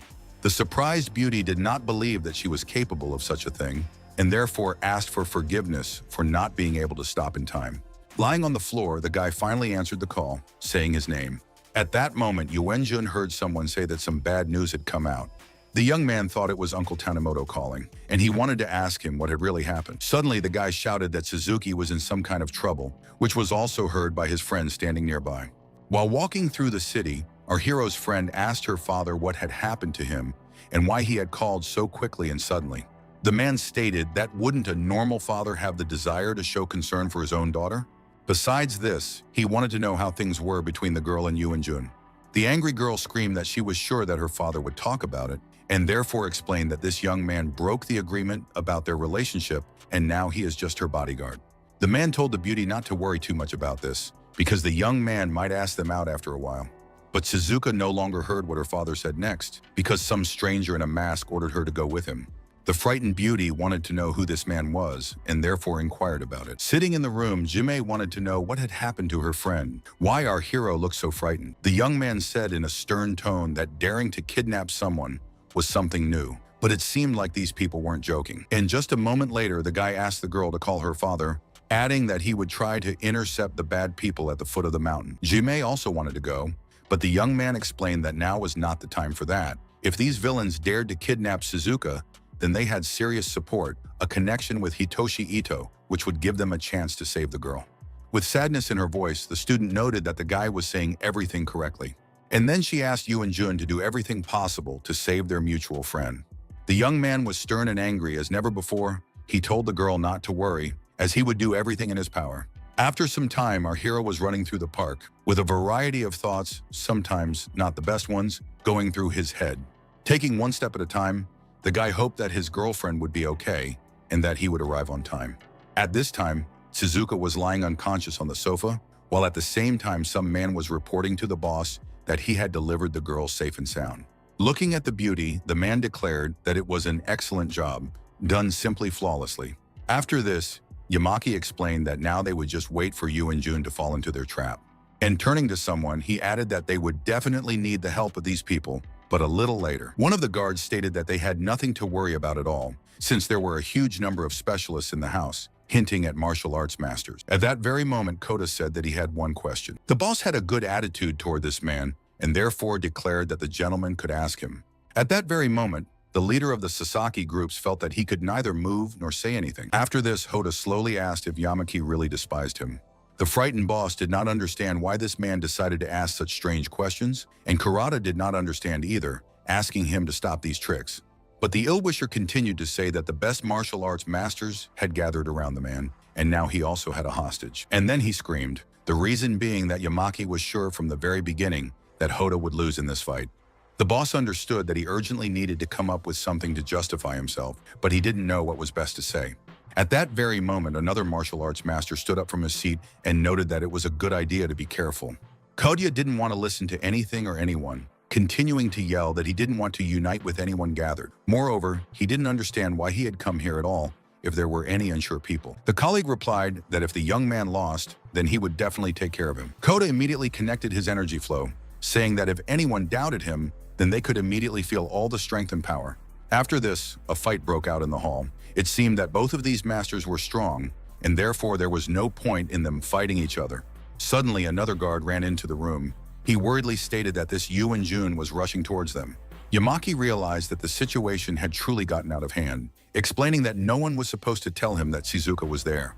Koda, who didn't care who he fought, said that if the boy had already arrived, then he would come and meet him. Our hero, as usual, said nothing. He stood and looked attentively somewhere, or rather on people armed with sticks and swords, although it was all useless, because they didn't even know how to handle these weapons. A moment later, one of these ill-wishers attacked the young man, shouting that he was in real trouble now. But thanks to the same incredible speed, The young man hit his attacker in the stomach. Judging by the attacker's expression, the blow was much stronger than he expected. Yuan Jun saw the unfortunate man fall, and so he said that he had warned him earlier not to behave like that. And he immediately added that for a martial arts master, quantity doesn't matter at all. The people realized that they couldn't just leave it like that, and immediately started shouting that if they all attacked at the same time, then they would show this boy who was boss. No more than a minute had passed, and all those who had so diligently said that they would easily defeat the impudent fellow were now lying on the ground, lamenting that in front of them was not just a man. Our hero heard one of the wounded men want to say something, but ordered him to remain silent because something had made him very wary. Suddenly, the guy turned his head and heard the air whistling, which meant something not very good. The young man dodged as quickly as he could as he saw a sharp sword fly past him. At that moment, an unfamiliar voice declared that this was not enough, and therefore he would try to do the same thing again. Our hero understood that something was wrong, and so he jumped back to a safe distance to assess the situation. A moment later, the guy was looking ahead in horror, realizing that everything had not gone as he thought. After this, the young man admitted that he did not expect that such a martial arts master would be in this place. Koda laughed, saying that it was actually interesting. Realizing that this man had nothing to do with Sayamaguma, Yuan Jun was very surprised. The enemy laughed and said that now it was absolutely unimportant who each of them was. A battle between martial artists needs no reason, so there is no need to even think about it. The guy remained silent. He understood that it didn't really matter. The most important thing was to deal with the opponent in order to help his friend. Our hero had already met such people, and therefore understood that they were strong, and anything could be expected from them. And the enemy showed that this was true, because he immediately attacked the unarmed guy with a sword who was not ready for something like this. While fending off the attack, Yuan Jun thought that this guy had very strong arms. This detail was probably his advantage. After this, Koda asked if the enemy knew the name of his spear, and although it was unimportant for the hero, he assumed that he called it the death pistol. The enemy stated that the spear was called a dragonfly cut, and that even when it was not moving, a dragonfly landing on its blade would be instantly cut in half. This is how the weapon got its name, and therefore the guy will not be able to avoid a clever blow. The young man understood that it was dangerous, but at the same time he knew what he was capable of, and therefore did not panic. For a moment the opponent stopped, realizing that this fight was not easy. She caused Yuan Jun's sword to be damaged, and he was also wounded. The young man, looking at the cut, said that the weapon was actually not bad. Turning around, the master said, "The opponent only praises the weapon. Perhaps he thinks that only because of it there is an advantage." Although Yuan Jun immediately explained that the weapon is only a part of the master. After this, Koda laughed, noting that there are too many fools in this world who do not even understand this. And after a moment, he added that he wanted the boy to come closer so that they could fight to the death. The young man said out loud that he was facing a fanatic. Isn't this a comedy comic? How did such a narrow-minded character get into it? And again, pointing his weapon forward, the opponent shouted that now was not the time to be distracted by various conversations. The young man admitted that he wanted to continue this fight, but he had important business, so there was no point in wasting time. But the enemy didn't want to hear anything. Now he was saying that the boy wouldn't be able to escape from him so easily. The young man saw that the man was not really joking because he swung his stick again. Suddenly, Koda's eyes widened. He didn't understand where the enemy who had just recently been looking at him had gone. Taking advantage of the moment, the young man crouched down to deliver a crushing blow a little later. Our hero knew perfectly well what he was planning to do, and therefore spoke less and did more. The enemy laughed, saying that the boy's sword would never be able to reach him at such a distance, and therefore the attack was useless. Yuan Jun did not plan to reveal his secrets, noting that the result would be known later. At that very second, the guy struck to show his opponent that he didn't need to be so self-confident. The wounded Koda admitted that he did not expect such a feat from the boy. Holding his weapon in his hands, the young man explained in a calm tone that this was a very ordinary little trick. After which he said, "Now it's clear who won from the road," which sounded very strange. These words were not understood by the enemy either, who shouted that the young man was talking nonsense, and besides, he was wounded, and therefore could not be so self-confident. Hearing Yuan Jun say that his shirt was only torn, the opponent was completely confused. In a cold tone, the boy ordered his opponent to step aside, explaining that this battle no longer made any sense. While attacking, Koda explained on the move that the fight was the most important thing, and therefore they would continue the battle. The guy was actually angry that he was being held up so much, but he had to go through with it. At that very moment, something unpleasant happened. Somehow Koda wrapped chains around Yuan Jun's arm. The young man didn't understand what was happening, but his opponent was glad that he had managed to deceive the boy. The guy stood there for a while, wondering what the best thing to do in this situation would be.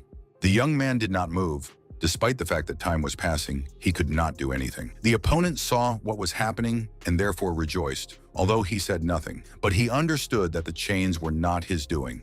A little more time passed and Kota swore. He didn't like the fact that he was no longer in control of the situation. With anger in his voice, the man shouted at his assistant that he did not understand who asked him to interfere in this fight. The stranger noted that he had no idea what Kimiyohoda was even thinking. Their mission was to kill this boy. This was a wonderful opportunity. But for the participant in the battle, this was not important. He declared that no one had the right to interfere in his affairs. A moment later, our hero's opponent was stunned, realizing that someone had struck him. Yuenjun watched this closely, realizing that the situation was getting more and more tense by the minute. The opponent was wounded and could hardly stand still, although he remained silent, realizing everything that had happened. At that moment, someone's footsteps were heard. The stranger stated that the young man had been inactive for a long time and that the problem had not been solved. With anger in his voice, the master shouted at his colleague, noting that he was of no use. Hoda tried to say something to Hikari, because this was a real betrayal among his own people.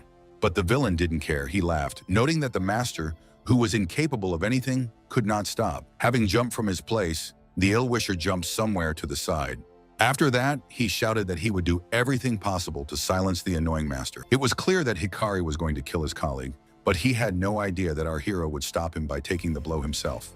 With anger in his voice, the ill-wisher said that he had never heard of anyone defending an enemy. It was actually very funny. Now Yuenjun laughed, reminding him that there is a saying that says that the enemy of my enemy is my best friend.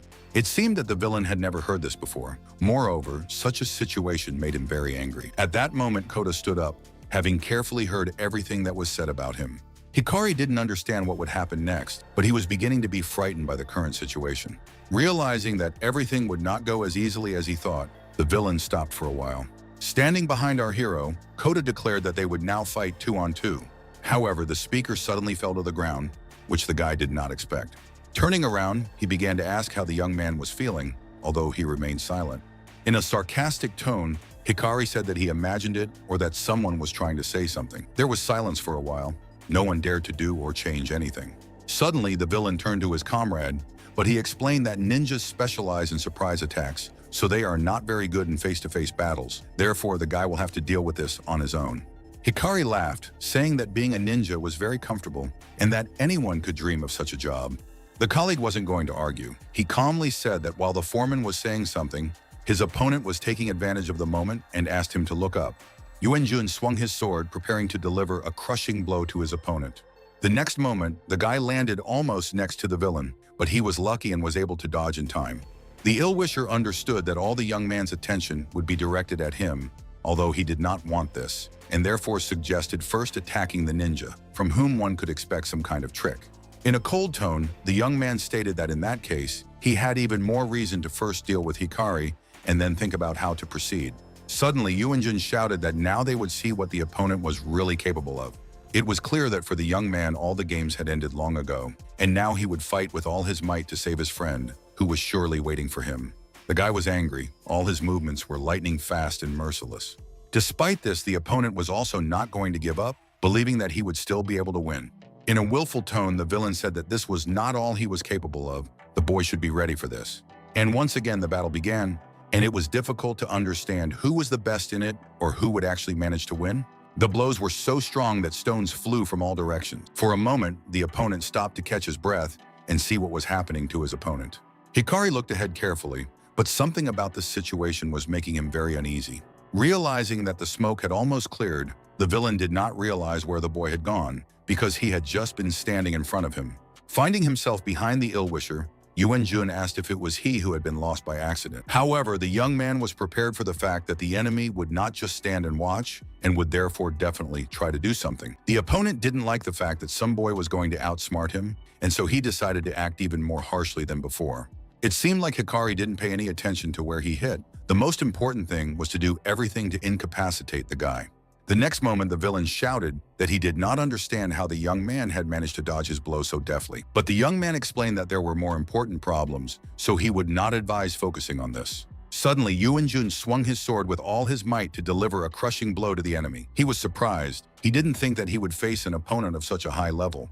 The young man was as determined as possible, knowing that in just a little while he would successfully finish this battle. But suddenly the young man felt how thick chains were once again wrapping around his arm, preventing him from finishing what he had started. Our hero wanted to move as close as possible, but the chains pulled him back again and again. Watching this, Hikari smiled, noting that if the boys had gone just one more inch, everything would have worked out. But he was alone in this area and no one could help him. But the guy was one of those who don't say anything in advance. And that's what happened this time when he declared that everything was as it should be. The enemy saw that the young man had actually struck him, but he did not understand how this was possible, since he had calculated everything carefully. Despite the fact that the chain restricted our hero's basic movements, it did not hinder him at all. After looking closely at the sword, the villain realized that something was wrong with it. And then he frantically added that this was not an ordinary sword, but a great sword of ki. Our hero saw no point in saying anything more, since it was already clear that he was not an ordinary boy who got into a street fight.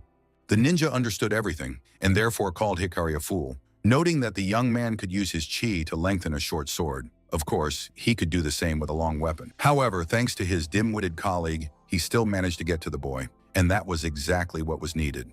And while the young man was thinking about what to do now, something unusual began to happen. Yuan-jun thought with horror that somehow the opponent's energy was absorbing his own strength. The ill-wisher stated that the opponent realized this too late, and therefore in a few minutes he would not be able to do anything. The guy didn't panic, explaining that it was actually true. He couldn't even move a finger, but the same could be said about the ninja, who for some reason considered himself smarter.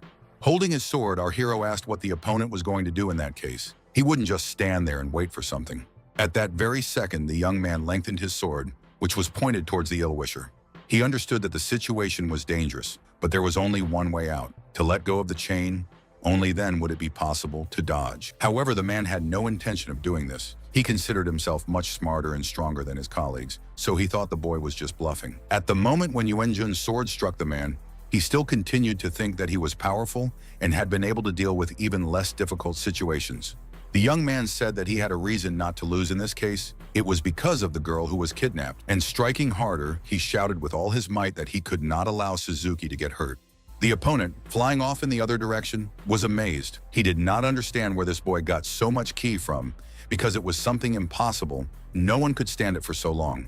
But no one said the battle was easy, because after that, the guy sat on the ground for several minutes, trying to rest a little and come to his senses. Looking at his opponent, our hero heard him tell him that the guy still had a chance to leave here. He then added that there were 2 more martial arts masters in the room.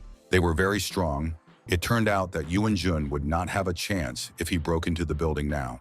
Hearing the young man say that he would not wait for anything or anyone because he had important things to do, the opponent noted that perhaps this girl was actually very important to the guy. The young man didn't plan to tell strangers much, and so he simply replied that he was her bodyguard. The opponent did not argue, realizing that it did not matter anyway. At this time, Suzuka, who had already come to her senses, was now trying to understand who the people were who tied her up. The girl said that they would greatly regret it, since they did not know that her bodyguard was very strong.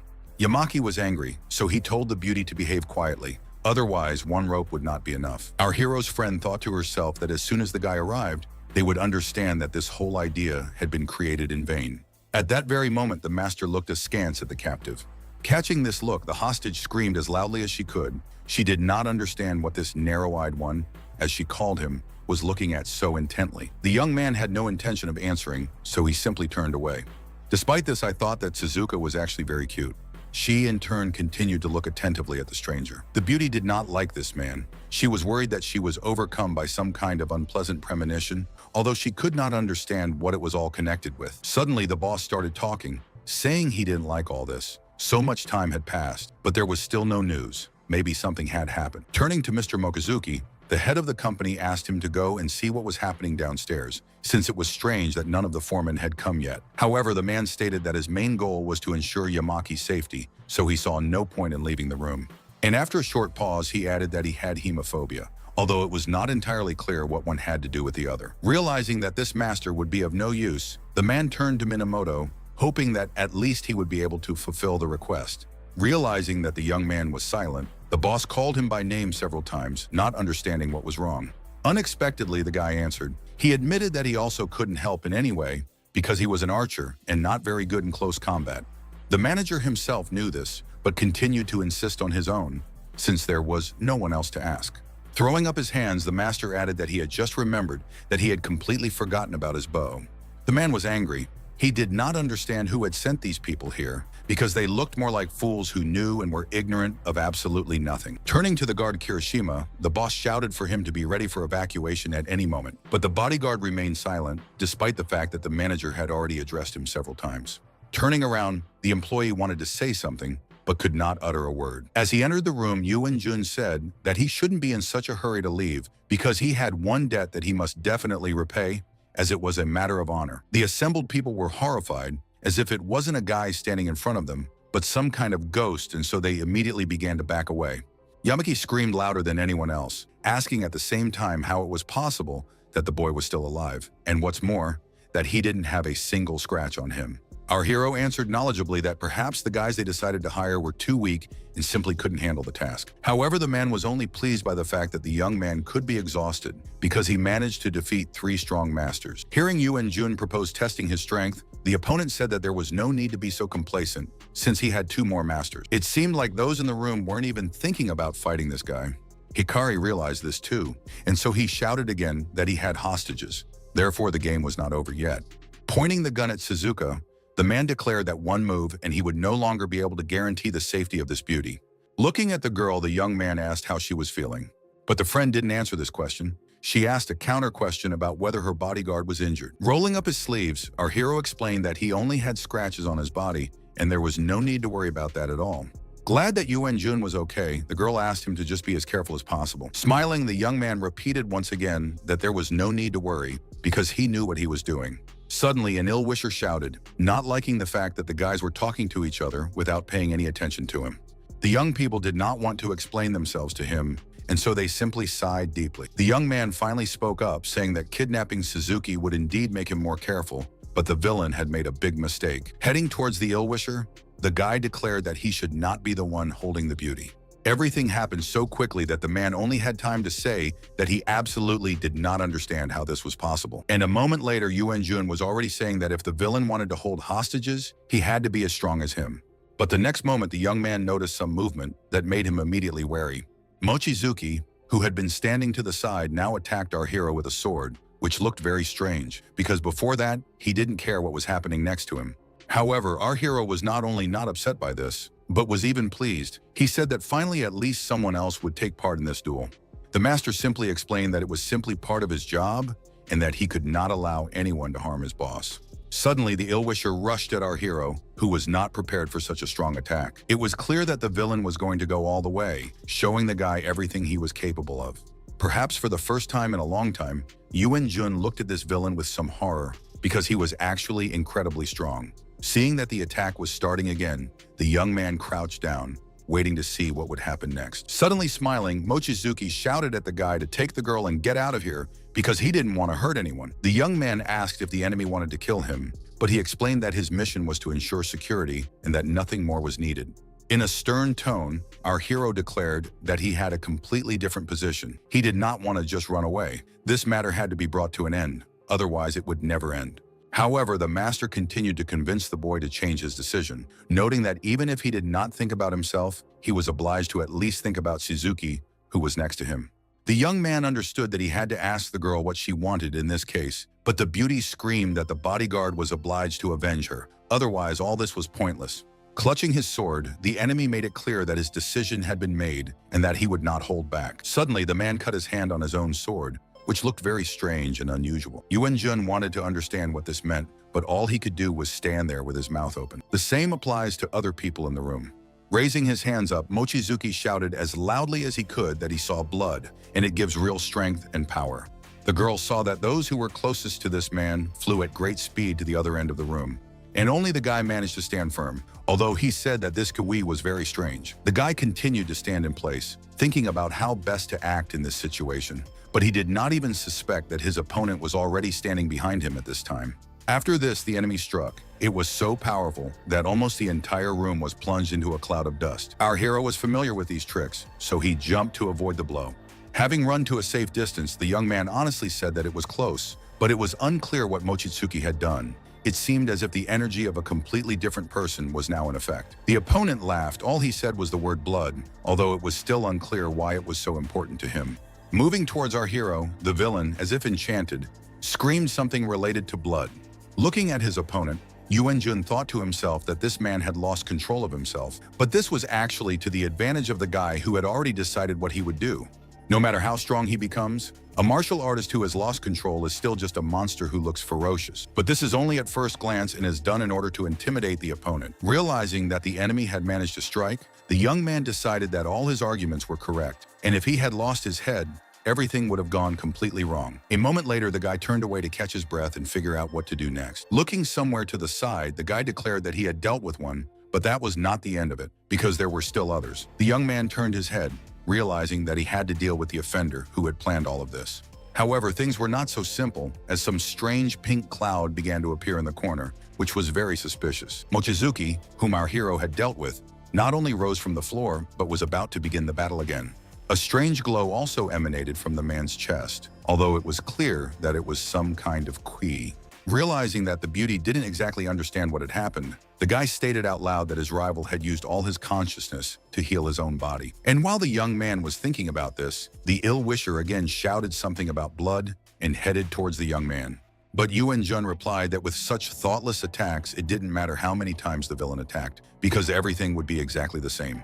The enemy didn't care. He ran towards where the boy was standing, hoping that this time he would still be able to win. As for the guy, he struck his opponent again, although it hardly had any effect on him. The villain laughed. It seemed that he did not understand what was happening at all. Our hero assumed that he did not feel anything at all. Yuan-jun struck again and again, knowing that his strength would not last forever, but at the same time an interesting plan was spinning in his head. Our hero decided to himself that this was all pointless. It was time to deal the fatal blow. The young man controlled the entire room, and therefore noticed that there was no one in the corner where people had been standing. Realizing that the criminals wanted to escape, our hero asked where they were going without his permission. But the men said that the boy was so busy now that he wouldn't even notice they were missing. Pointing his sword towards his ill-wishers, the young man told them to forget about their plan because it too would not come to fruition. The fugitives did not understand what was being discussed. They only realized that the exit was very close. They just needed to run to it.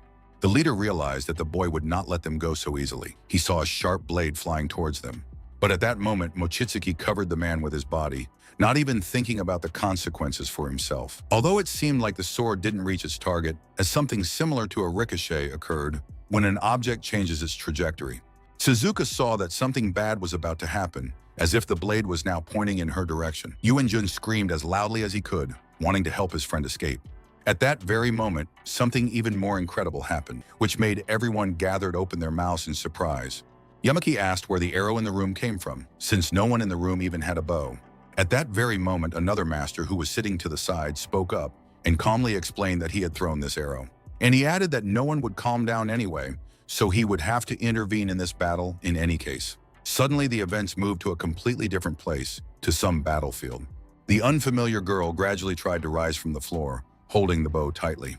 The man standing on a hill shouted at the brunette to give up because she wouldn't be able to defeat him anyway. But the unfortunate woman did not understand how this could be possible, thinking that she also had enough strength. The ill-wisher looked closely at his rival, but decided to give her a little time to think. As for the beauty, she asked a question about how she could give up. As long as there was at least some chance, she would fight to the end. The girl was going to use everything she had to forge a completely new path. The villain stated that he was interested in whether his rival could do this, and if so, how exactly. As she launched the arrow, the brunette screamed for the Demon King to die. At this time, the master carefully watched what was happening on the screen. The young man was happy about it, saying that the spectacle was simply magnificent. Taking the small doll, the man was glad that it had done such a great and complex job. Suzuka, who was carefully watching everything that was happening, thought that this guy was in his own world all this time. He didn't care what was happening around him.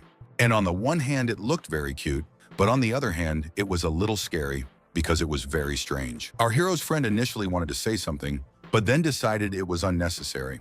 At the same time, the master asked Nanatin, as the doll was called, to bless him with the power that she had. And if before this Suzuka had been completely calm about everything that was happening, Now this state of affairs made her very angry, but the young man didn't care who said what, so he put his assistant on the table and ordered her to do something. The brunette immediately began to draw her bow, but no one knew who she was planning to aim at. As for the master, he repeated to himself again and again that Nanatang would definitely protect him from all adversity. At that moment, it dawned on our hero's friend that this wasn't just a doll, it was magical in some way, and therefore could actually shoot from its small bow. At that very moment, our hero, for some unknown reason, headed towards Mochitsuki, who was standing not very far away. And in a moment, everyone realized that if the guy hadn't done this, then the enemy would have dealt him a crushing blow. The villain laughed. He was sure that he would definitely defeat the guy, although it was unclear what this evil master was counting on. At that moment, the little doll released a small arrow, which during its flight turned into an object of normal size. While fighting off an ill-wisher, Yuan Jun saw an arrow heading his way out of the corner of his eye, and so he immediately cursed, not understanding what the best course of action would be in this situation. The beauty who was standing nearby could not allow the guy to be injured, and therefore decided to cover him with her body. It seemed that with each passing second, the arrow was not only getting closer, but also larger, and so our hero shouted with all his might for Shizuka to immediately step aside, although she firmly said that she would not do so. The guy understood how this could all end, and again asked his friend to immediately duck or even step aside. A bright beam of light crossed the room, seeming to hit everyone in its path. At that moment, real chaos began. Because Yuan Jun was worried about his acquaintance, she wanted to protect her friend, Mochizuki wanted to deal with the guy, and only the young master did not show any emotion. At that very moment, the girl felt that something was wrong with her, and it seemed as if she was about to fall to the floor. The young man rushed to the beauty to understand what condition she was in, and to do at least something to provide all possible assistance. The guy saw his acquaintance fall into his arms, but he didn't fully understand what had happened to her. Realizing that anger was getting the better of him, the young man began to scream at the top of his lungs, asking why Tsuzuka had rushed to protect him, since that was his job. The girl said that the young man was always saving her, and now the beauty wanted to do at least something for him. The guy thought his friend was wounded, but at that moment, he didn't even think about going anywhere or doing anything. Suddenly, Minamoto approached the boys and asked what they were doing. The master smiled and said that his technique only works on those who have ki in their bodies. The stronger the kai, the more serious the injury. But this arrow is harmless to ordinary people. The surprised guy couldn't believe his ears, especially since for the last few minutes, he himself hadn't understood the girl's state. As for the beauty, she was happy because she was a living person without any special skills. But a moment later, our hero felt ill, and now Tsuzuka was asking how he was feeling. The master explained that there was no need to worry. Yuan Jun didn't have much chi left in his body, so the injury wouldn't be serious. After vomiting, the guy would be as good as new. And then he added that, speaking of injuries, another master suffered the most. The man was actually lying on the floor. It was difficult to say how he felt. Our hero, who had already recovered somewhat, noted that this was a very powerful technique, since he managed to knock down such a strong man with one movement. Minamoto suddenly said that the boy could do it if he ran right now. Realizing that the guy couldn't comprehend what was being discussed, he explained that those two ill-wishers had escaped, but had done so only a few minutes ago, and they could still be caught. The young man thanked the master for such observation, saying that he would definitely deal with them. But he still had one more question for the young man. And deciding not to delay, he asked why this unfamiliar man had decided to go over to their side. Hiding his hands behind his back, the master thought for a while, and it seemed that he himself did not know the answer. And then he stated that this is a complex issue, and therefore there could be many reasons. The next day, while running through the hospital, a man was shouting that he wanted to know what happened to Shizuka. The girl didn't want to explain everything. She just said that she slightly pulled her back, but that it could be ignored. The frightened visitor asked if it was true that the beauty had suffered because she had been kidnapped by gangsters. Hearing this, the boys looked at this man with horror. And then they remembered how the day before, Tsuzuka told her friend that catching those two was an impossible task. Therefore, there was no need to even try to do it.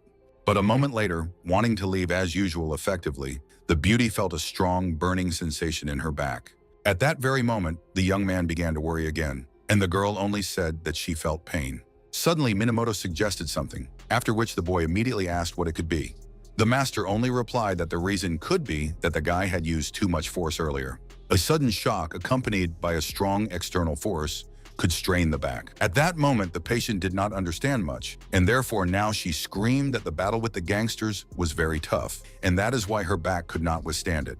As he was about to leave, the man remembered that he had left the ring in the office. He added that since Shizuka was completely fine, it would be best for them to go back and pick up the decoration. The frightened hero jokingly said that he did not understand why it was necessary to rush things at all. Taking the young man by the hand, the uncle declared that, of course, there was no point in this. Realizing that the man was in a great hurry, Yuan-jun asked his acquaintance to slow down a little. As for the girl, she could not understand anything. Despite this, she looked after the men with some fear. As they walked down the hallway, the guy admitted that his uncle's office was in a good location, but he explained that it was all just for show. And stopping near the office, he announced that they had already arrived, although the guy immediately said that he would only enter after his uncle. Having opened the door, the man literally froze in place. He was so shocked that he could not say anything. Suddenly, he shouted out who the person was who was rummaging through his things. The stranger did not expect to see the owner, and therefore thought about how to get out of this difficult situation. Mr. Gobin asked with anger in his voice who the thief was, and moreover ordered him to move away from the safe immediately. Tossing the ring, the villain replied that he believed it would be much faster. Wen-jun also had no intention of delaying, and so he shouted at the stranger to immediately hand over the ring that did not belong to him. The opponent said that the young man's speed was certainly very good, but he wanted to be hit with full force if the young man dared to do so at all. The guy didn't understand why this man was acting so brazenly, as if he knew who our hero was. But there was no time to think, and so he immediately pounced on this thief. Clenching his fist, the ill-wisher declared that discoveries await him at every step. After this, Yuan-jun struck, not knowing what would happen next. The enemy's force was so powerful that the guy flew to the opposite side of the room, which was actually a big shock for him. Standing against the wall, the young man was in no hurry to respond with a blow. He understood that in this case, he would need to think everything through carefully. Folding his arms across his chest with a mocking voice, the thief declared that, of course, the boy could be beaten. But unfortunately, he had no time for a fight now, since he had completely different plans. And throwing something that looked like a grenade on the ground, he said that he wanted to say goodbye to the two men who had arrived at the wrong time. Our hero understood what was in front of him, but he realized that there was almost no time to make a decision. A moment later, a bright flash of light appeared, which brightly illuminated the entire office. Yuan-jun tried to cover himself with his hand, but at the same time, he knew that he couldn't let the villain go. He needed to find out who this person was and why he had come here in the first place. Looking at the window, the guy began to ask where the ill-wisher could have gone, because he did not hear the door slam. The man quickly realized what was happening, and pointing to the window, showed that the thief was right there. Realizing that he was seeing something like this for the first time, the young man assumed that it was some kind of phantom thief who had thought everything through down to the smallest detail. Our hero thought he could use some tricks to catch up with the intruder, but he was too far away. Looking around, Yuan-jun tried to figure out what the best thing to do in this situation was. As for the villain, he was glad that his brilliant plan had worked, and therefore he would soon be completely safe. Holding on tighter to his flying machine, the ill-wisher heard something very strange happening behind him. Realizing that he was seeing a table, the man shouted that this was completely impossible, after which the object crashed into the villain, who was unable to maintain his balance and fell down. A few seconds later, not only the table, but also the broken homemade flying machine lay on the ground. The security guard, throwing up his hands, tried to understand what had happened in this place, but decided that the policeman who had already arrived at the scene would sort everything out. Mr. Gubei immediately ran up to the law enforcement officer and asked if he had managed to catch the thief. The man admitted that there were no results yet. They had only managed to find parts of an office desk and what remained of some kind of paraglider. However, the victim complained that he did not understand how someone who fell from such a height could even remain alive, let alone run or walk. The policeman explained that judging by the traces left behind, this villain was saved by his accomplices. After this, the law enforcement officer asked if he could find out from the gentleman what was missing in order to begin an investigation as soon as possible. The victim explained that it was mainly about jewelry, but that it was small stuff. The most important thing was the ring. The policeman did not understand what ring was being discussed and was therefore very surprised. Intervening in the conversation, our hero explained that this was a unique ring of the Western Taodi dynasty. The men looked at the guy carefully, as if he had downloaded something very unusual. Approaching Mr. Magur, the young man gave his name and said that he knew this decoration very well, since he was its owner. Looking at the young man, the officer noted that it turned out that the guy was also a victim and added that his last name was Mori and asked him not to be confused with anyone else. Upon hearing this remark, our hero asked for forgiveness, but despite this, continued to call the man who stood in front of him Officer Magure. The policeman chuckled and said it didn't matter. He was already used to it, and then asked if Taodi's ring was expensive. The young man explained that its estimated value was several billion Japanese yen. Upon hearing about such a sum, the officer immediately began to smile as if some part of it would belong to him. After this, he noted that this was no longer a regular burglary. Perhaps the men had managed to spot the thief. Yuan Jun explained that the man was wearing a mask so they couldn't see his face, but he had martial arts experience and carried a flash grenade with him. The officer said this bad guy had access to military-grade weapons and was working in a group. Could it be those guys? After hearing the guy's question about who these people were, the police officer admitted that he couldn't say for sure. He was only guessing, although there was no evidence of this. Hugging Magur, the young man decided to say in a soft tone that he knew how to keep secrets, and therefore he would like to know who these people could be. He added that this was a very big case, and if the officer didn't solve it quickly, he would be under close scrutiny from the media and the public. If the man told everyone, they could use his uncle's connections to solve the case faster. The young man understood that he needed to persuade this officer, and so he also said that if our hero had the information now, and after a while everyone would start talking about it, then no one would even think that Magur had said anything. With a heavy sigh, the policeman replied that he would tell everything he knew, but the young man should not spread it around. It was very important for the case. After which he said that if his assumptions were correct, it must be the work of Mishikai. Hearing this name, the man literally turned pale. It seemed that he could think of anyone but these people. The guy thought they were some kind of gangsters, but our hero's friend explained that this was the largest underground organization in their city. They were well armed, and most of the group members were used to being mercenaries. Hearing Yuan Jun compare these bandits to the Saigumi, the policeman explained that they were actually two criminal organizations, but there were differences between them. The former may be brazen and bossy, but they are a government-recognized organization and generally follow established rules, while the latter are a terrorist group. The police have tried to raid their secret hideout several times, but to no avail. After these explanations, the guy realized that these were serious and dangerous guys. The officer continued to say that if it was really their doing, then it would be a difficult matter, and added that it was time for him to go to the office, but he would soon contact the men. Looking after the man, the young man said that it seemed Magur was wary of the Miyoshikai. The old man added that this was the most famous underground organization in the city, and therefore it certainly could not be resolved by police forces alone. Suddenly, the man called our hero by name and fell silent. After this, he bowed and apologized for such an incident, adding that he would do everything in his power to return this priceless decoration. Grabbing the unfortunate man by the shirt, the young man addressed him as an uncle, saying that no one thought that this would happen, so it was no one's fault, and as for the ring, they would return it. The guy wanted to say something else, but at that very moment his phone rang. Returning to the hospital, our hero heard his friend screaming into her ears that what had happened had happened. Suzuka stated that the ring was in the safe. She does not understand how it could have disappeared from there so easily. But the guy explained that he followed his uncle to the office. There was a man in a mask. Yuan Jun wanted to stop him, but the villain flew away. And then he added that fortunately he acted quickly, and therefore threw an office table at him, but unfortunately, the enemy still escaped. The beauty could not imagine this. She screamed again that the young man was making fun of her, although it was true. Entering the room, the man began to defend the young man, noting that the entire story was true. Realizing that it was useless to argue, the girl said that she would believe it. After this, Chizuka screamed even louder, saying that without this decoration, her friend would not be able to return home. With a hint of resignation in his voice, the young man declared that if he even dared to return home empty-handed, his grandfather would definitely kill him. The embarrassed beauty looked at her bodyguard strangely, although she remained silent. Yuan Jun realized that something was wrong and immediately asked why the girl was so embarrassed but so happy. Trying to hide her smile, the patient said that in fact she seemed very serious to him. Luckily, just a moment later, someone called Shizuka's name. Jimei and her great father came to visit the beauty. The girl was glad to see these people, but she didn't think that they would come straight to the hospital, considering that she was about to be discharged home.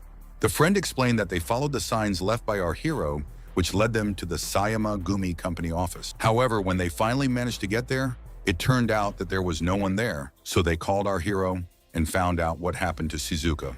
Jimei was angry that she hadn't been told about everything from the very beginning, even though they were the best of friends and should share absolutely everything. Realizing that there was no point in sorting things out, the girl asked how badly the patient was hurt, since the damage to the office was very serious, to say the least. The beauty explained that there was nothing serious, she just pulled her back. Jimei wanted to know how this could happen, and so she immediately asked the appropriate question. The friend didn't want to go into details again and said that she was fine and would even be able to run in a couple of days. Realizing that at this time our hero was whispering something with the master, the girls wanted to know what was being hidden from them. The young man admitted that they asked Ito-sensei if he was familiar with the Miyoshikai group. It seemed like Suzuka had heard the name before, because she asked why they were being mentioned. The guy didn't want to hide anything from his friend and explained that, judging by some information, these were the people who stole the ring. After these words, the beauty began to worry even more. She shouted that these were very bad people. It was best to leave this matter to the police. The young man asked his friend not to worry, explaining that they had an excellent master with them, and with his help they could easily defeat these bandits. Jimei, who was the only one who didn't understand anything, suddenly started asking all sorts of questions. But Yuan-jun explained that it didn't matter, especially since she had more important things to do that couldn't wait. And then he added, wondering if his student had forgotten that the competition was in 3 weeks, and therefore from today on he would be responsible for her training. The beauty immediately looked at the displeased Shizuka, but was in no hurry to say anything. But then she still wondered what would happen to her friend if the young man were to train her. But it turned out that the patient was supposed to be discharged by the end of the day. The red-haired beauty was embarrassed by something, although she did not immediately admit what it was. But then she screamed loudly that in that case she wanted the young man to take care of her, since it was very important. The guy said loudly that he promised to be persistent for the next 3 weeks, and that it would be difficult for the student, but he didn't want her to complain about him. After some time, the guys were already training, and Jimei took it very seriously. To begin with, she wanted to make it so that the young man would not have time to dodge, although she had not yet succeeded in doing this. After a while, the young people took a break, during which Yuan-jun picked up his favorite magazine. Noticing this, Shizuka not only yelled at her friend, but also hit him. Although a few minutes later, the friends were already sitting at a large table and eating with pleasure. And after that, the training began again, during which the young man said that the month of training had come to an end, and now the student must show Ajiro Takano who is who. A couple of days later, the boys stood in front of the pavilion where the competition was to take place. Worriedly, Shizuka said that the registration for the national kendo competition would be ending soon, but their friend was still not there. But the young man explained that this competition was important for the girl, and therefore she would definitely come, and immediately announced that the student was already there. Running up to the young people, the beauty apologized for being late, saying that it was an accident. Chikuka, as usual, was on edge and therefore angry at her friend, but she explained that she had been training practically until the morning. Now our hero also put in his word, declaring that the day before he had ordered Jimei to have a good rest and forget about training. But the beauty replied that for her, practice is the best rest. Moreover, for the sake of victory, she will not relax for a second. The young man liked this attitude of his student, which he immediately said. At that very moment, a voice was heard behind our heroes, noting that during the months of absence, the girl had become even more impudent and self-confident. It was the opponent who continued to say that since the girl was so energetic, she must have already recovered from her injury. Jimei replied that the guy shouldn't be the way he is. She would show him everything in the ring. But Ajiro Takano again began to say that it would be better if the beauty calmed down and simply became his woman. The man who was standing behind him told the athlete that he was rude. He then added that he always thought that a young man, as a martial arts master, should show respect to his opponent, even if the latter had no chance of winning. Smiling, the ill-wisher said that he remembered his father's words and remembered them very well. As he was leaving, the man turned to Jimei, explaining that they wanted to talk with friends for now, but that they would definitely see each other at the competition. The girl's friends didn't understand why this performance was even staged, and the beauty explained that this guy's name is Hiroshi Takano. He is a good expert in kendo, but his personality is the worst. He is a pure hypocrite to the depths of his soul. The guy said that they should disgrace them in competitions. That's the most important thing. That's all they need to think about. At this time, some people were already gathering in the arena, and the hall was gradually filling up. Yuan-jun didn't think there would be so many people, but a friend pointed out that this was a national competition, and there should be a crowd. Suddenly, the girl screamed. She said that she saw Jimei ahead. Of course, something was happening on stage, but visibility wasn't the best. In addition, all participants were wearing suits and protective helmets, which made the situation even more difficult. In the first seconds, according to the rules, the opponents sat down and even bowed to each other. But suddenly, the referee shouted that the opponents could now begin their fight. After this, the guys immediately started fighting, although again, it was extremely difficult to understand where and who. At that very moment, spectators saw one participant hit the other on the protective helmet. And a couple of seconds later, the judge informed everyone present that Jimei had won this round. After some time, new pairs were created again, and again as before, all the actions were repeated. To the delight of our heroes, their friend also emerged victorious in this pair, allowing her to move on. Ajiro Takano, who was fighting with someone at the same time, was also happy because in the pairs in which he took part, he had been the best so far. In one of the pairs, the master shouted that his opponent had fainted and therefore asked for a stretcher to be brought immediately so that he could be carried out. Standing to the side, Takano looked closely at the beauty and smiled. As for the girl, the most conflicting feelings were visible on her face. It was difficult to say what she was thinking at that moment. Shizuka wanted to somehow cheer up her friend, and so she shouted again and again that Jimei was doing amazing things. But the girl didn't understand why Yu Wenjun was so serious, because everything was going well. The guy confirmed that this was indeed the case, but added that it would be difficult for his student to win this competition. Shizuka thought that the whole thing was about her friend's main rival, who had been in the group with her for a long time. But the young man explained that the issue was not that at all, but that the young man's opponent, after which he pointed to him. The girl looked attentively at the stage. It seemed that nothing unusual or scary was happening there. In addition, when the pair reassembled, the referee shouted that the opponents could begin the fight. The opponents immediately began a battle that was not much different from the others. After a few people, one of the competitors fell to the floor and was unable to get up for some time. After this, the referee shouted triumphantly that Nishino had won this round again. Shizuka looked at the scene in surprise. She asked her friend what had just happened, since she had not caught all the moments. The young man explained that this Nishino made 3 consecutive moves that hit his opponent's neck area, but he controlled his strength and exerted enough pressure to just disable the opponent. They were looking at a real expert. With sadness and fear in her voice, the girl asked if Jimei would be able to understand what this man could do and defeat him. The young man admitted that it is difficult to say now, since everyone hides their true strength. They will only find out when their opponents meet on the field and show what they are really capable of. Despite this, our hero is absolutely sure that one of these 3 will win this competition. A few minutes later, the host announced that the National Kendo qualifying competition was coming to an end, with Ajiro Takano emerging victorious in the first quarterfinal bout. However, there is still a third quarterfinal fight in which Jimei must participate.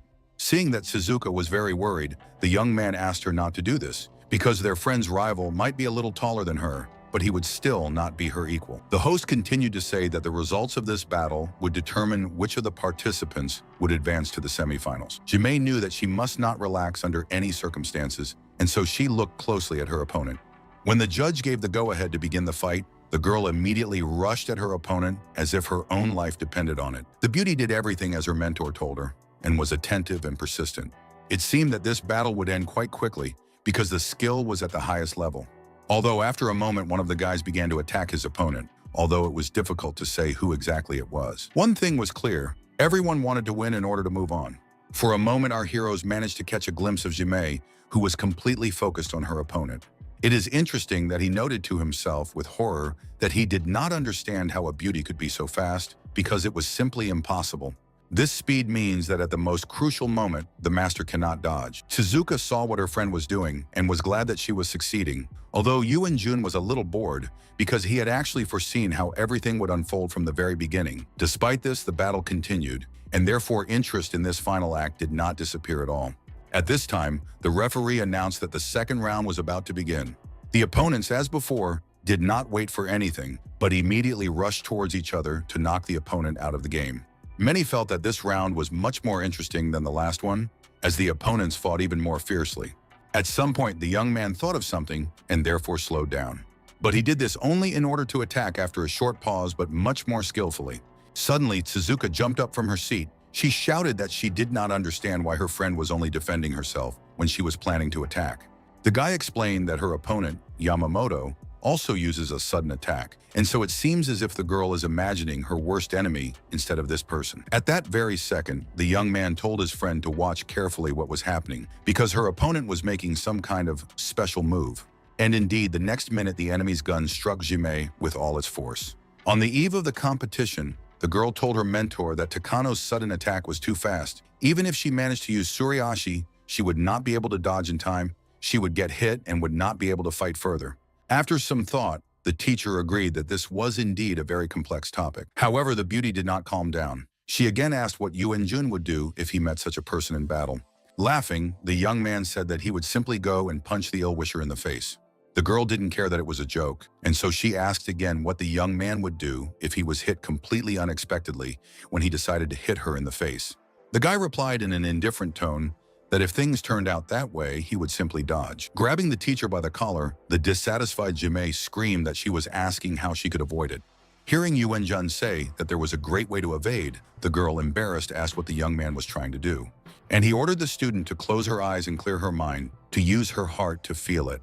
It is very important to feel the flow of qi in your body, to feel the changes in the surrounding world. The guy wondered again and again whether Jimei had managed to feel the beating of the sword, the beating of the earth. Standing on the tatami, the beauty remembered the words of her mentor, who even made her hear the noise of objects. The most important thing was to move the body in the way the heart told it to. The surprised master, looking at his opponent, could not believe that she had somehow managed to dodge the blow, despite its high speed. At the same time, the beauty looked into the eyes of her opponent and knew that this was her chance. After this, the girl immediately began the attack, realizing that she had to do it quickly before her opponent realized what was happening. Suzuka, watching all this, shouted that it was a great hit, right in the face, while the judge said that Miss Minami was going through to the semifinals. Ajiro Takano also watched the competition, but he thought that this simply couldn't happen. However, the father ordered that his son should not be distracted by such trifles. The most important thing was to watch and observe his real opponent. And the host continued to say that another couple would come forward to compete in the quarterfinals and find out who would advance to the semifinals. As before, the fight was commentated, although not very actively, so that the viewers could make some observations themselves. Everyone saw that the quick attack of Nishino, one of the contenders for victory, in the opinion of our hero, was simply flawless. And only Yuan-jun sat silently. He wasn't even going to comment on this action. Meanwhile, the fight continued, and the judge said that it would be very interesting to see who would be able to win this fight. It was truly a sight to behold, but at some point one of the participants stopped. The surprised spectators did not understand why Inoue stopped, because he could have attacked his opponent perfectly. The entire room froze in anticipation. People wanted to understand what would happen next, because it seemed that none of the participants understood what to do next. And again, those gathered said that it certainly looked like the master of his craft was about to hit his opponent. And then something even more unusual happened. As the opponent suddenly began to fall to the floor, the spectators, including our heroes, watched this in amazement because such a fight was in fact a masterpiece. At that moment, the judge announced that the challenger, Nishino, had only 15 seconds to finish this brilliant fight. Our hero said with concern in his voice that this man would actually be very difficult to defeat. He senses and foresees absolutely everything. Suzuka wanted to know if their friend could do anything to give her a chance. The guy said with sadness in his voice that there is always a chance, but in this case, it is insignificant. And while the unfortunate man was being carried away on a stretcher, the referee said that they would now announce the next order. Terhara Nishino from Tokyo would face him in the semifinals. Listening to these words, our hero's acquaintance thought with horror that Jimei had fought with someone else, but not with this man. The beauty, lost in her thoughts, did not want to hear what she was saying, hoping that her friend would be able to fight her worst enemy.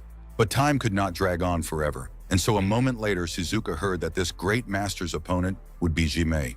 With horror in her voice, the girl whispered under her breath that this simply couldn't be. It was so unfair. And jumping up from her seat, she shouted at the young man, wanting to know what they should do in such a case. But to her surprise, she noticed that there was no one nearby. As for Jimei, she was standing in the arena, warming up, when she heard someone calling her name. It was our hero who was waving to the girl because he wanted to tell her something. The participant did not understand what her mentor was doing, and he only asked if she was confident of her victory. The embarrassed student admitted that she had confidence, but it was weak. She thought her chances were around 30%.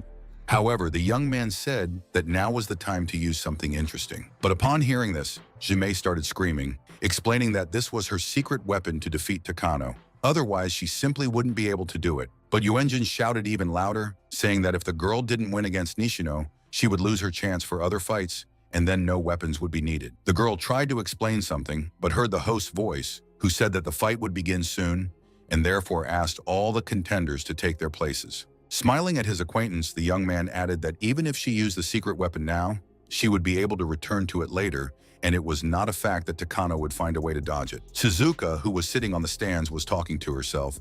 She was angry because she didn't understand where our hero went.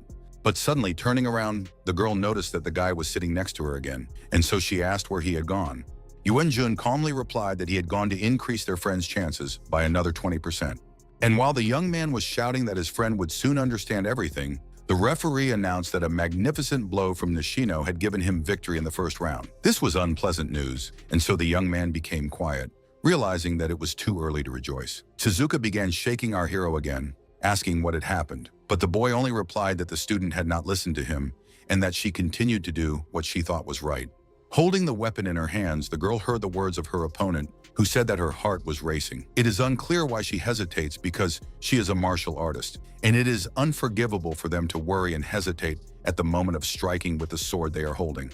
Those masters who are weaker than Jimei deserve more respect because they know exactly what they are doing and where they want to end up. After which he added that he would tell her how to get rid of the hesitation in her heart. In the next round, he would use his real strength. If his opponent hesitated and was not careful, she could simply die. Suddenly, the judge shouted that the second round was about to begin and asked the participants to gather themselves and get ready. And then he shouted that now the guys could start the fight because the second round had begun. Jimei saw that her opponent was about to strike, but at that moment she closed her eyes and was lost in her own thoughts.